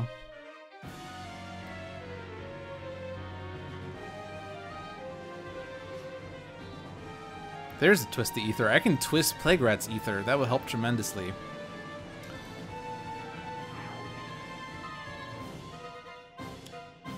Oh no, impromptu heist. So technically I should have read this. Ongoing. At the end of Ermine's villain turn, destroy one hero ongoing card and one equipment card. If at least one card is destroyed this way, destroy this card.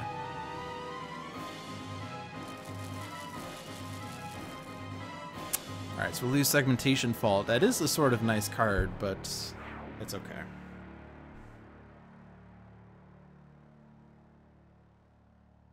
Positive energy.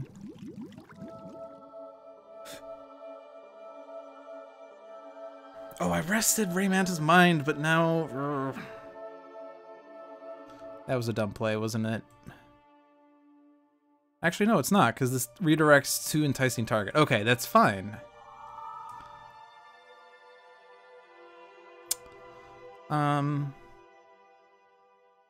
I'm gonna save that.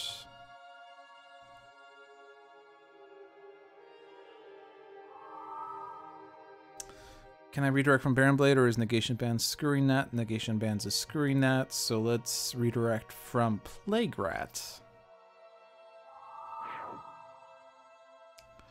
And then I can... Actually, this is Psychic, so I don't have to worry about this. Proletariat will be dealt damage directly. So, yeah.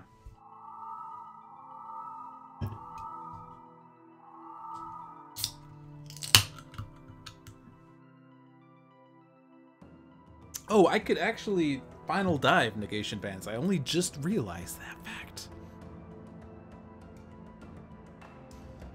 Targeting arrow is still in effect, so I do want to utilize this to the best of my capabilities.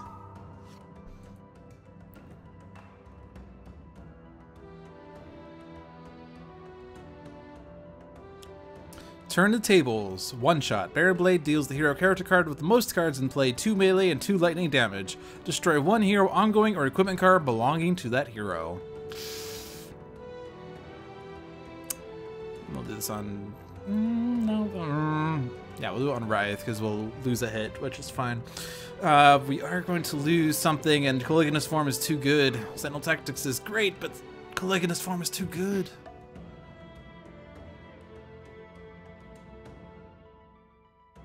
Okay, we have to do something. I don't know what, but I have to do something. If I for the greater good, could I possibly get... No, we'll just do this instead. Focus the damage on Ermine. When do these things start? They start at 7 p.m. Eastern for the most part. If you're talking about Dolphins Dive in particular, it's always 7 p.m. Eastern on Thursdays. If you're talking about Handelabra streams in general, they usually start at 7 p.m., but the developer streams on Wednesdays have been starting at about 1 p.m. Orbital Bombardment. At the start of the environment turn, deal 4 energy damage to each non-Thorathian target. Then destroy the rebel headquarters in this card. Fun. Ermine is almost gone. Raymanta's dead. Ha! Raymanta's dead after all. Okay. I'm just gonna get past all of this.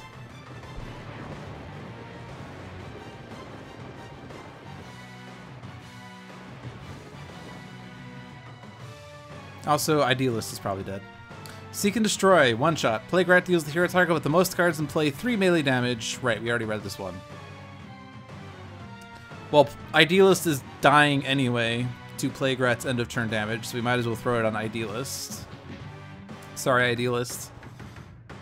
We have to discard both of these cards. It was a little tragic. That second chance would have been super useful. The good news, however... a lot of damage is happening. Wraith is not redirecting. Never mind. Okay.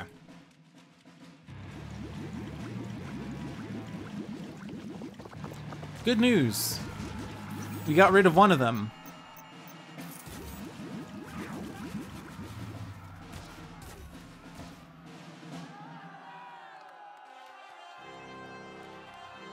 Now what? We still do not have End of Days, so I have to sort of accept at this point we're not seeing End of Days. So I guess I'm gonna have to final dive the negation bands, which is fine.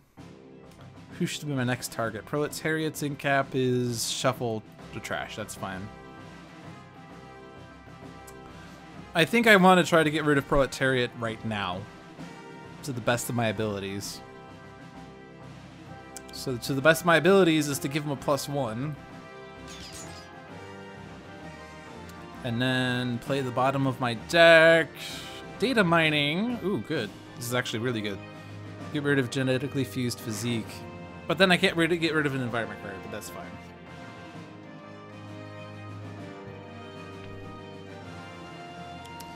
Too many guns. Ongoing. The first time Ambuscade deals damage to a hero target each turn, he also deals a second hero target 2 projectile damage, a third hero target 2 energy damage, and a fourth hero target 2 fire damage. That card is really great art. Hunting Pack. One shot. Reveal the top 6 cards of Ambuscade's deck. Put any nemesis revealed into play, discard the other revealed cards. Each villain character card and nemesis card regains 2 HP. Oh, Glamour was revealed.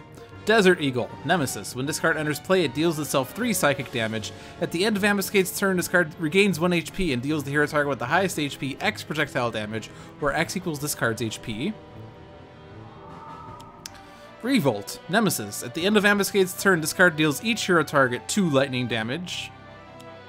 Glamour. Nemesis. The first time a Nemesis card will be dealt damage by a hero target each turn, redirect that damage to the hero target with the highest HP. Scrumptious.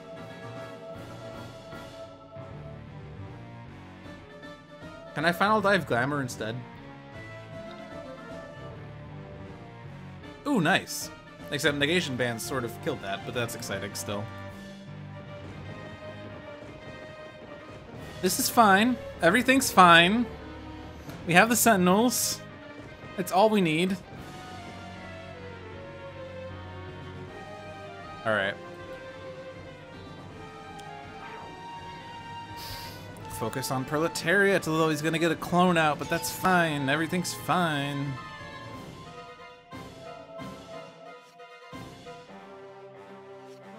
Still no End of Days. Share in the Struggle. One shot. Reveal cards from the top of Proletariat's deck until 2 clone cards are revealed. Put them into play. Shuffle the other revealed cards into Proletariat's deck. So Proletariat, Proletariat, and Proletariat. Is it just me, or is this looking really dire? Shh, everything's fine. Everything's fine. I have them right where I want them. Alright. Trust me. Plague Rat's ether is getting twisted. And now everything's fine. Fanatic, do you have End of Days yet? No? Okay. Where's your End of Days? Oh, right. That was actually not going to do anything. Oh well. That's fine. Neither of those cards were End of Days anyway, so I really just sped up the End of Days of Tasia. Did I discard End of Days as a result? No. Alright. Let's keep blocking.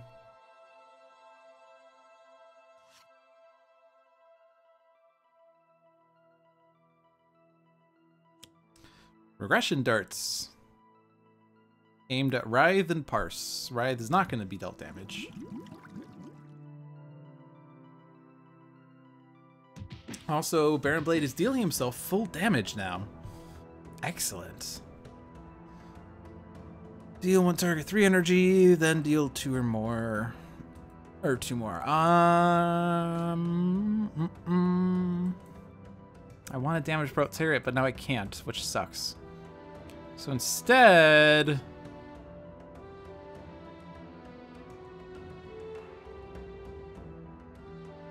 I don't know what instead.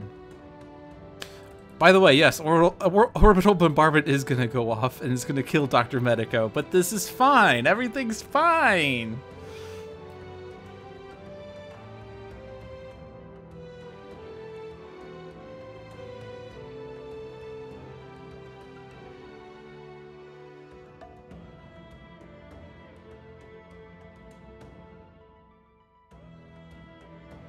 I'm gonna energy burn on Proletariat.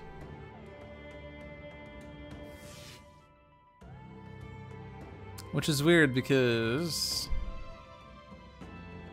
it doesn't say the target dealt damage this way. It should sort of focus on the character card, right? If I'm reading this right, it's a minor thing.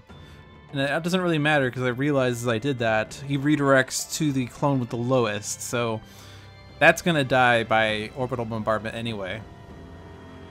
Let's throw this on this guy though. Yeah, orbital bombardment is not hero damage, which is fine. So we can get past glamour that way. Let's make sure we take out the non-clones first, or the real clones, the fake proletariats first. And then lots of damage here.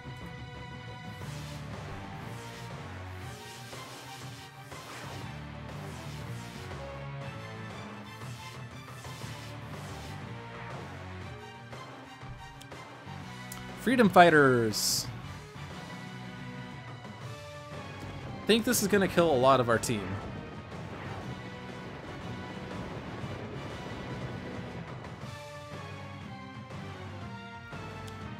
Revocorp backup.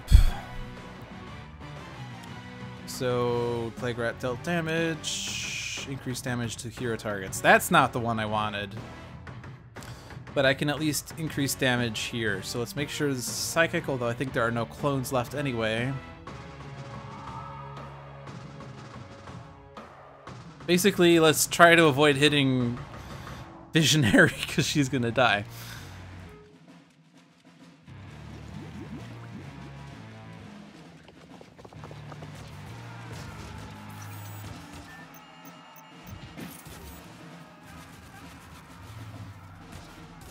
I keep hitting Toxic.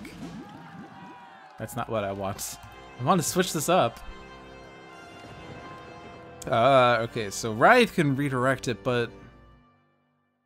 Actually, no, because of Caligula's form, that's not going to happen. Alright, so if I hit Plague Rat... I could damage Plague Rat, but then Revocorp Analyst is going to play a card. Which I don't want to have happen. TBH.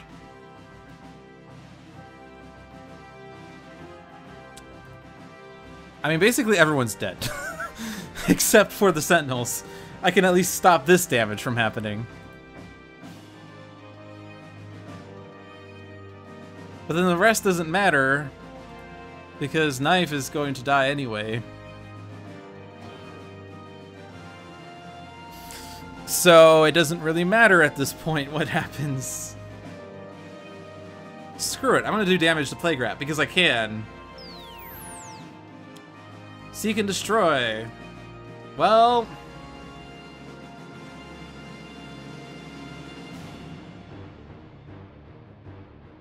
Alright, that at least used up Caligula's form, and we had no cards. Wait, what was that? Either discards 2 cards or destroys one of their equipment cards. I guess since I have 1 card in my hand, I couldn't discard that card? That seems weird. I'll accept that, though. If I have 1 card, I can't discard 2 cards.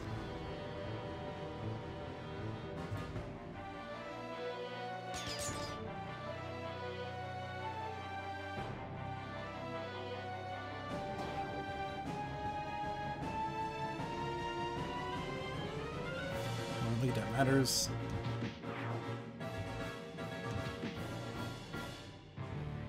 Could I have increased the damage dealt and actually redirect off of Caligula's? Oh yeah, I could have for that damage. That's right. Yeah, that would be slightly better. Shoot, I have to do this again.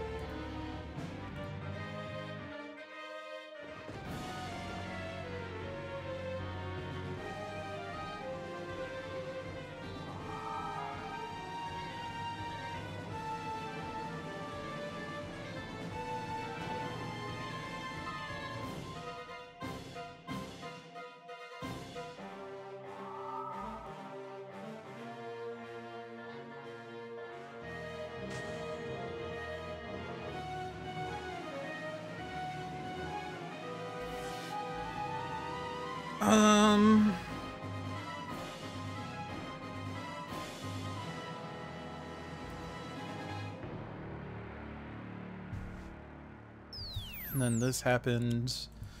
And then hit Writhe and redirect it by doing this. Is it whenever or the first? First, okay.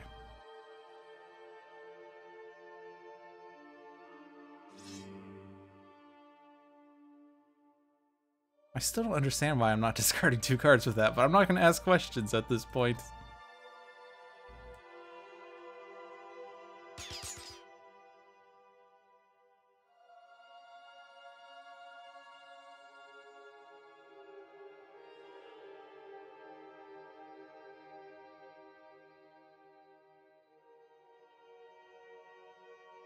This doesn't matter because they're dead anyway. Thank you, Revocorp Neutralizer. I've done all of these, haven't I? Radiant. And then Psychic Turmoil.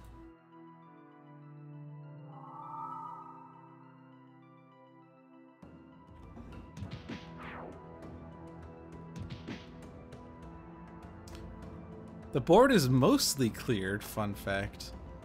Destroy an ongoing, draw a card, select a hero. On their turn, they can take their play power and draw phases in any order. I've not done that yet. But I do think it's imperative to get rid of one of these ongoing cards.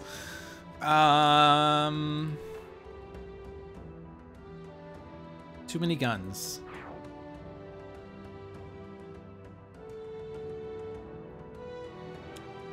Megman, Nemesis. At the end of Ambuscade's turn, this card deals the hero target with the second lowest HP 3 fire damage.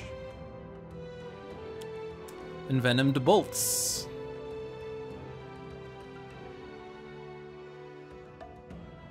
Alright, and now Fanatic. Draw a card. Each hero regains an HP. Select a hero, reduce the next damage dealt to that hero by 2. What's the card we even have? Coordinated Assault.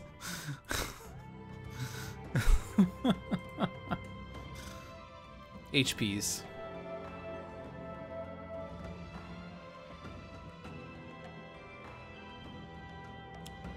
Regroup and recover. One shot, destroy all clone cards. Proletariat regains 3 HP for each card destroyed this way. Play the top card of Proletariat's deck. Overwhelm the Mighty. Ha! Irreducible damage played a role in this game.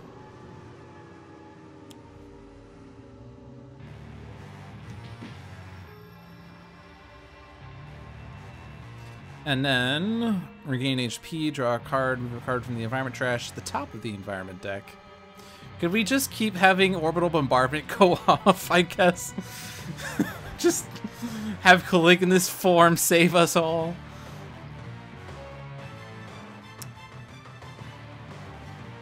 Team communication, perfect.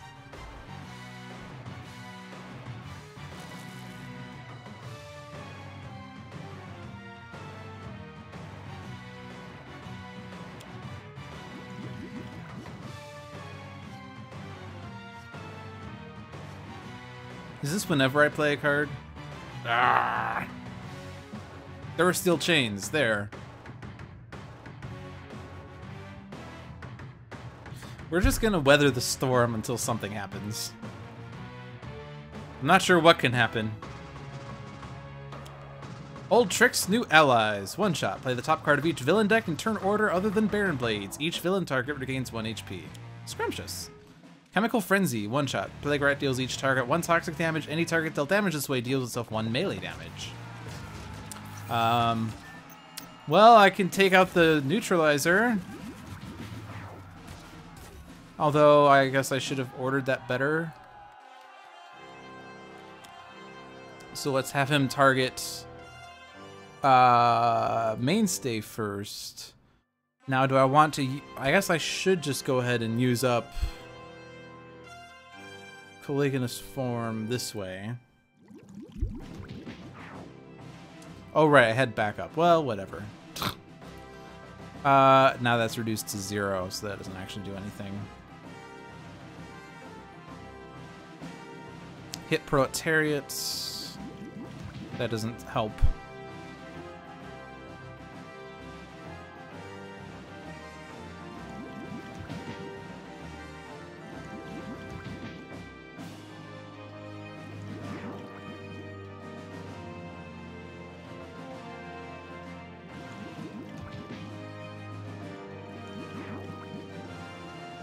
I mean, it's sort of possible that we can win. I'm not like, it is dire, but it is possible if things go right. Rigged Net. Snare ongoing. Play this card next to the hero target with the highest HP. Whenever the target next to this card would deal damage, prevent that damage. When damage is prevented by this card, destroy this card. Victor. Nemesis. At the end of Proletariat's turn, destroy all hero targets with 2 or fewer HP. Well, this is now scary. Silly Victor.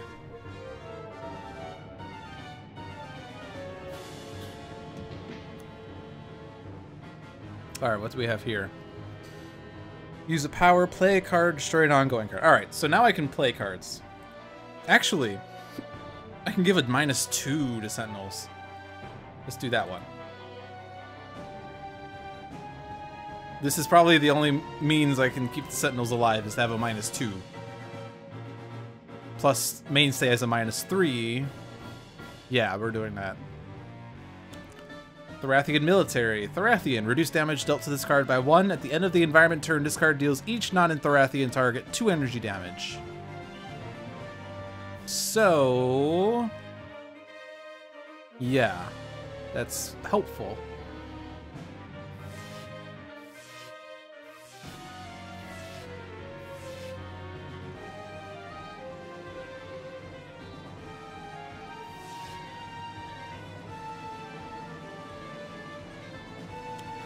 RevoCorp backup.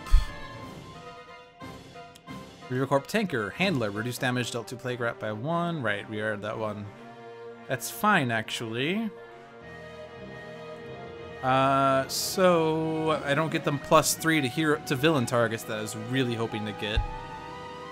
But that's okay.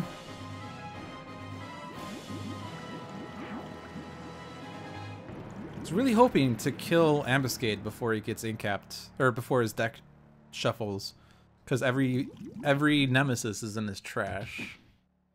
But we can't do that unless I can somehow do something with Parse, but I can't. Just try an ongoing, draw a card. They can take their phases in any order. Who was the other one that had ongoing destruction? I thought it's K.N.Y.F.E, so that comes after Proletariat's turn. Fanatic doesn't have that. And Visionary has things. Flanking maneuvers. Actually, it's unlikely that this is going to trigger. Maybe. Possibly. Unless Everyman's Strength comes into play. Was that discarded early on in the game? Or Overwhelm the Mighty was not the one I was thinking of. Everyman's Strength. Yeah, this is the awful one.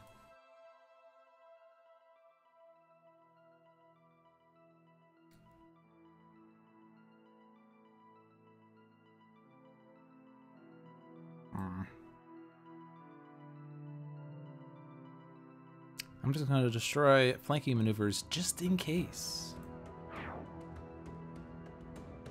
Alright, now Ambuscade shuffles. Too many guns! Oh yeah, both of these guys have snares. But because of the double block, nothing's happening. No! Why? Well, that's okay. Whatever. I'm not even targeting non-character cards at this point. Regain HP. Because Victor.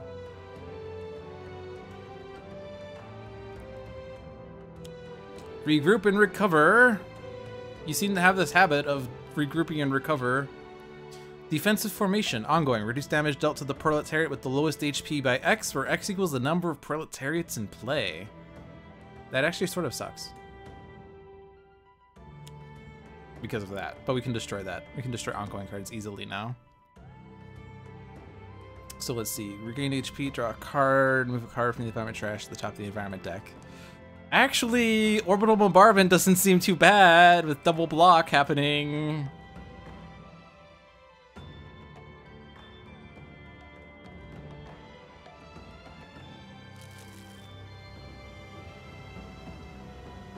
All right, now team communication.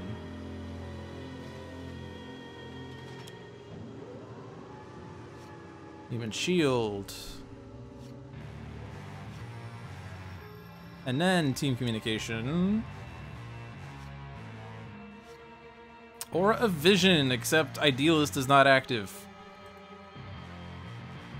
Dr. Medico is not active. I need to get Second Chance in order to start reviving my allies.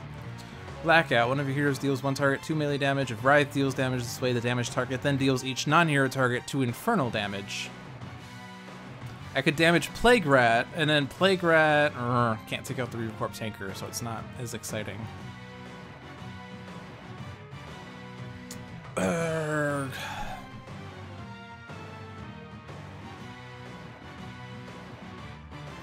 Yeah, like, who has a damage boost that would be useful? I don't think anyone really does. I guess, no, actually Mainstay does. And that would do 3 infernal damage to everyone. Except Glamour would redirect to Writhe, who redirects it and reduces it by 2.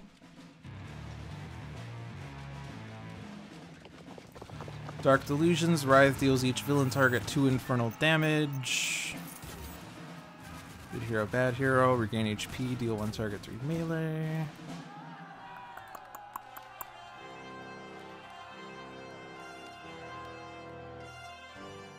Like, I want to black out on Plague Rat if there are no handlers in play. There's a problem with that. There is a handler in play.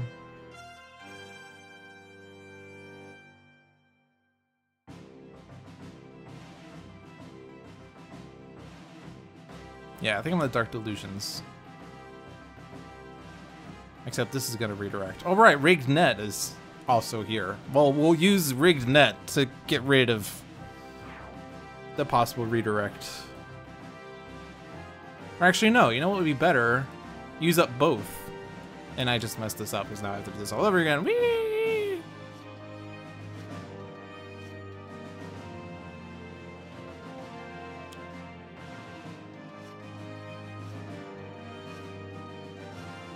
And then Dark Delusions. Target Glamour. Use up the redirect. This serves no purpose except to use up Caligula's form. Never mind! Jeez. Everything's so hard in this game.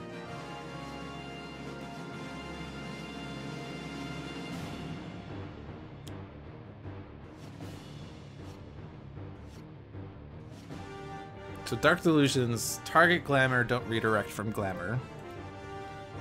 Rigged Net destroys. And then, oh, Victor's also redirecting. I guess that's better than the second attempt I was trying. And I don't think the rest of this matters.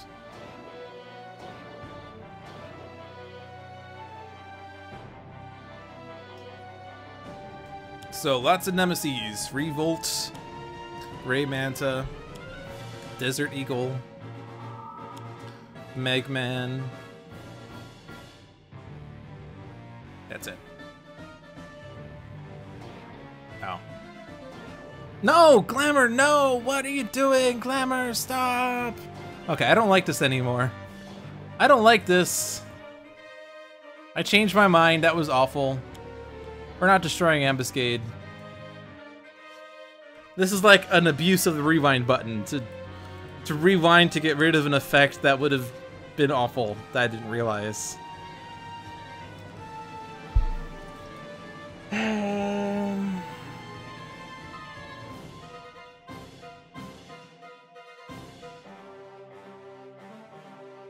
This, at least both of the effects can happen. Still, this is not going to do too much damage.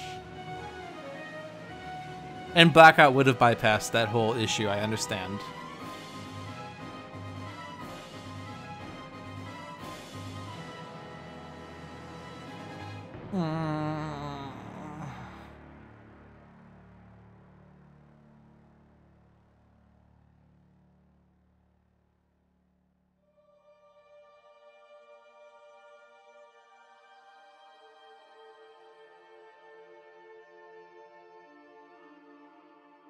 Alright, fine, we'll Blackout. Writhe has to deal damage this way.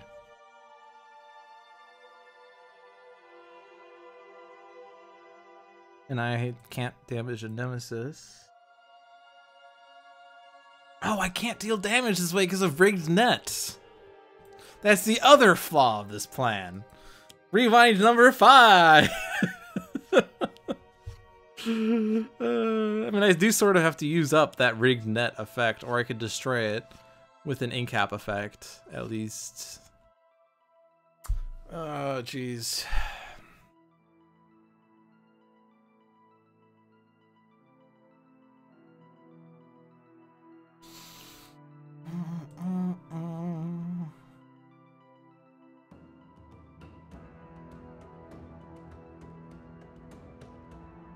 I'm just gonna coordinate it all. Or no, I was gonna good hero, bad hero actually was the better one. Okay, fine. My number 6. Oh my gosh. This is terrible.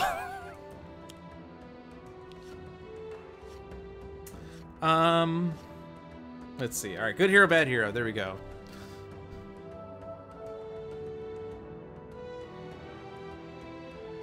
So the issue is this redirects to this Proletariat. But if I hit this Proletariat, and then Thorathian military goes off, this kills the clone, and I can damage the other Proletariat. That seems wise. And then block.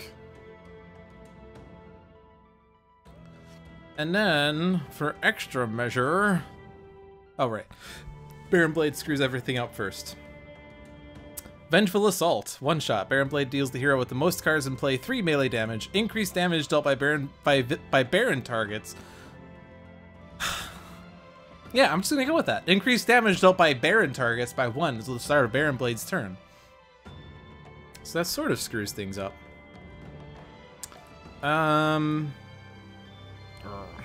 Who do you target, lowest or second lowest? Deals the hero with the lowest. I can't use up Caligula's form. Or I can't utilize Caligula's form. Because now this is going to do things. But this does less damage still.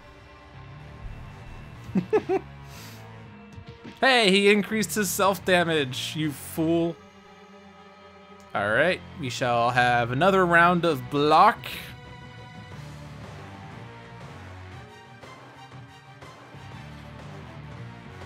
And then the planned orbital bombardment comes out. And hit Proletariat, but defensive formation. Just screws up everything.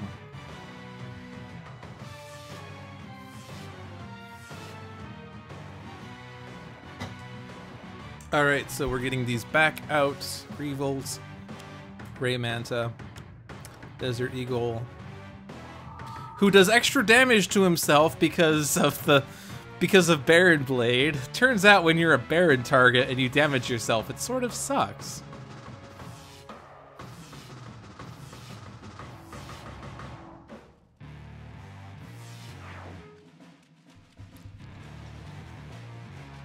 Alright. We're still alive. Everything's fine. We're actually a little more fine than we've been.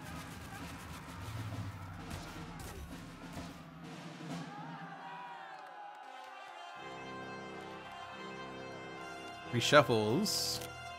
Chemical Frenzy. Ooh. Plague Rat deals each target 1 toxic damage. So certainly hit Mainstay and Writhe first.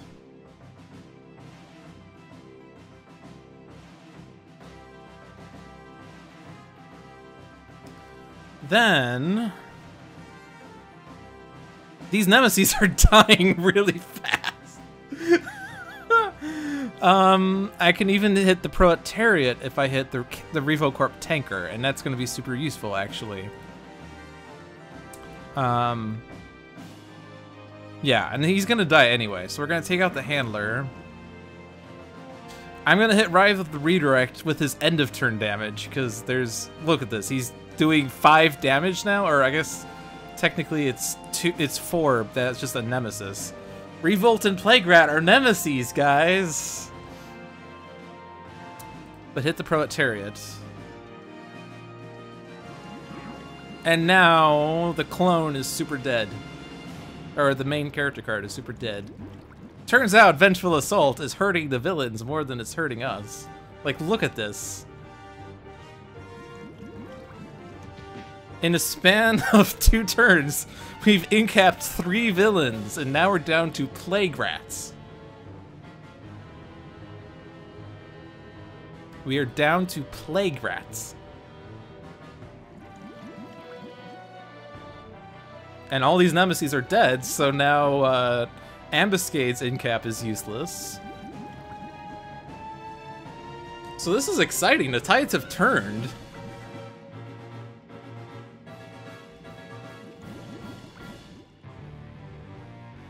Now this is where it gets a bit dangerous. But, well, the double block actually negates that, and main state only takes 1 damage. So there's actually not much happening here. This was the plan all along. The plan was for Plague Rat to win the game for us. Actually, that sort of is true. TBH. So there's no ongoing cards now, because it's just Plague Rat, who does have ongoing cards, but they're not in play. Actually, I think he has ongoing cards. He does not have ongoing cards. Alright, so now the ongoing destruction effect is useless. 1 player may draw a card, or a hero may take their play power and draw phases in any order. And so if we have the Sentinels do their draw phase first, they would draw 2 cards. So let's go ahead and do that, because I've not seen that happen yet. Ambuscade is unfortunately very useless now. Draw a card, each hero regains 1 HP, reduce the next damage dealt to that hero by 2. Let's keep regaining HP. Nice thing about double block is that we sort of can neuter Plague Rat a bit.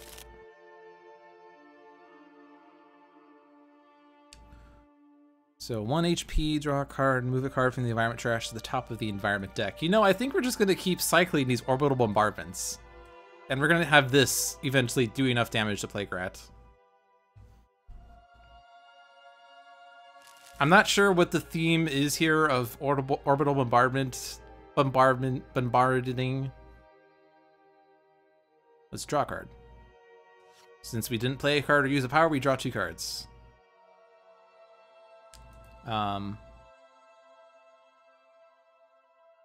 So we do have second chance now. But Blackout, especially now that Rigged Net is gone. Writhe has to deal damage this way.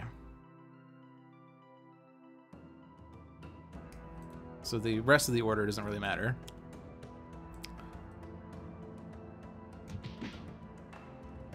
Vengeful Assault is still active. Oh dear. Each hero target deals itself 1 toxic damage, negated by block.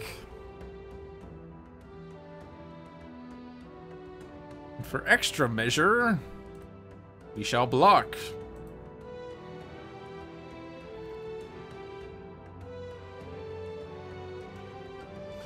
Oh no, look at all this damage! Which is getting reduced to 0 by Caligula's form. But hey, 4 damage to Plague Rats. Oh no, orbital bombardment! I feel like all that's been happening in this game is orbital bombardment. Why is this happening? Why am I so unlucky? We have a Corp Analyst. We have a Corp Tanker.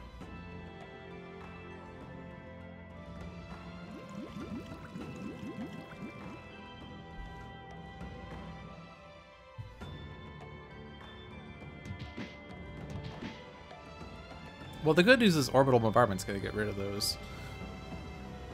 Alright, actually I can win the game. I know what I can do now. There's a plan.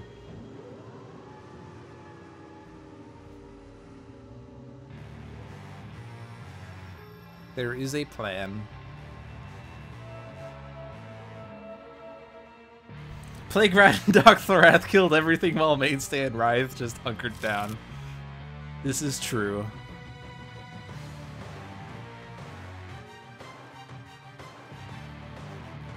Orbital bombardment?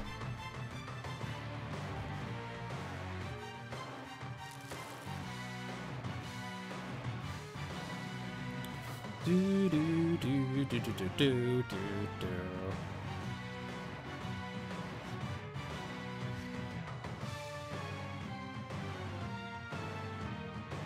Does it really matter what I do at this point?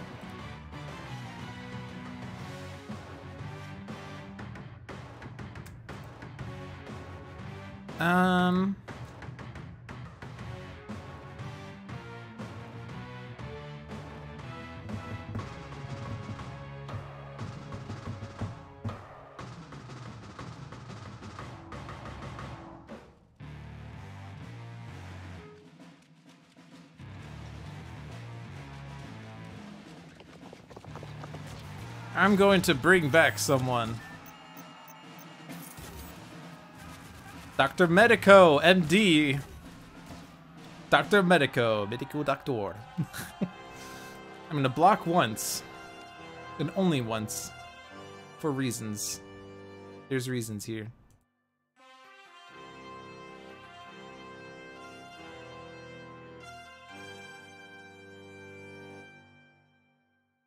And play a card. Like Restorative Burst. Yay! Idealist is back! The whole Sentinels gang is together again! Woohoo!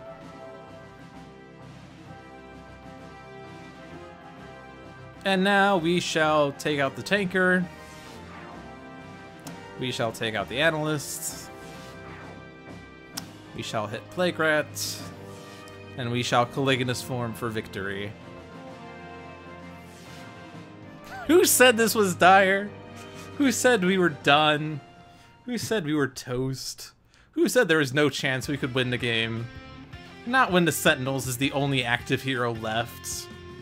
Not when there were 4 villain targets and Plague Rat was at almost max HP. Not when Glamour was out in play. Not when Baron Blade was at max HP with negation bands and genetically fused physique.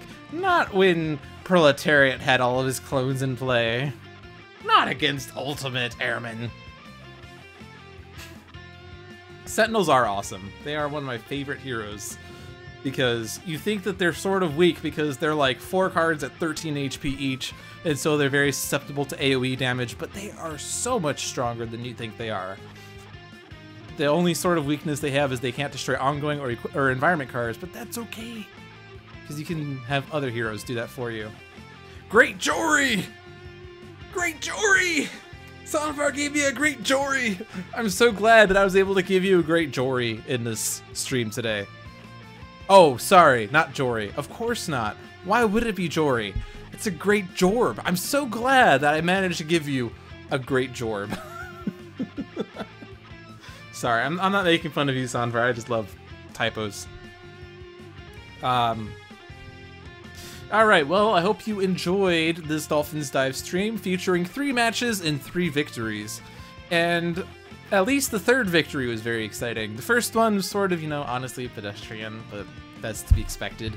Second one, the viewer's choice match, hilariously fun for lots of reasons. And I thank you so much for the viewer's choice match that you gave me. The random game, super fun, especially when everyone left. Everyone was like, all right, just quit, new game, reset, do a 4th game. This one's a loss, just play it out or whatever. No. You gotta keep your mind in gear, and then you can win the game when you need to. But that was super fun, and I hope you enjoyed it as much as I did. I love doing this every Thursday night. I love having the opportunity to show to you some Sentinels action that is not necessarily just dealing damage for the sake of dealing damage. Or, like, I don't know what I was doing. I just played a card because that's what the vote said. Or just, what did you just do, Jeremy? We had a plan. And not just Sentinel story time. I don't actually have a book out. I was like, Fanatic fell into despair as she realized that the reason that this team barely won was because of her own ineptitude. Don't worry, Visionary, Idealist said. That's not how another letdown says. Alright, I'm done mocking everyone. You can feel free to submit this to your letters of complaint to Handelabra. Dolphin just loves making fun of his peers, and he's rude and evil and malicious. Anyway, if you enjoyed this Dolphins Dive stream, be sure to tune in every Thursday at 7 p.m. Eastern as we tackle more matches. If you enjoy Sentinel streams in general, be sure to give this channel, Handelabra Games, a follow. Either on Twitch or on Twitter or on YouTube, you can see lots of action in any avenue. If you like me as a person and or as a streamer, you can follow my Twitch channel at LouDolphin, or my Twitter account at LouDolphin21, or my YouTube channel at LouDolphin. I don't usually do Sentinels content on my main stream, but I do lots of Sentinels content here, and I do a lot of Final Fantasy 13 and Link to the Past content on Twitch and YouTube, so you can be sure to check that out as you want. If you like Sentinels, or if you just found the stream and you realize Sentinels is a great game, you should be sure to check out sentinelsdigital.com. There you can purchase the game, or you can find it on iOS stores, or you can find it on other avenues like Steam. You can get the game digitally and play it there. Or if you prefer the old-fashioned cardboard tabletop gameplay, you can get the game through Greater Than Games, or through your local board game dealer, or through Amazon, or from other avenues. If you want to play games with me through Steam, my Steam account is LouDolphin21. Friend me, we can play games if you invite me, blah, blah, blah, blah, blah. What else should I be saying? There is Sentinels Live every Tuesdays. There is Dolphins Live every Thursdays. There is Sentinels Storytime, Tales from the Archive every Sunday, all at 7 p.m. There's been a lot of developer streams Wednesdays at 1 p.m. You should give them a check, because they've been developing their newest board game, they being Handelabra. They've been developing their newest, their third digital game, which is not Bottom of the Ninth, it is One Deck Dungeon.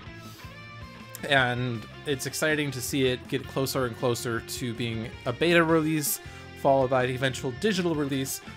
It looks like a great game, you should check it out. What else should I say? Tuesday is just Annoy John Day. So mean, says the Cult of Gloom. You're all about polite evil.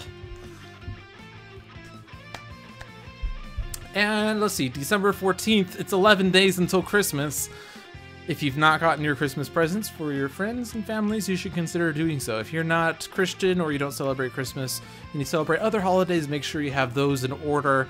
It is a very festive season regardless, and so be sure you see your family and your friends and you rejoice as 2017 ends.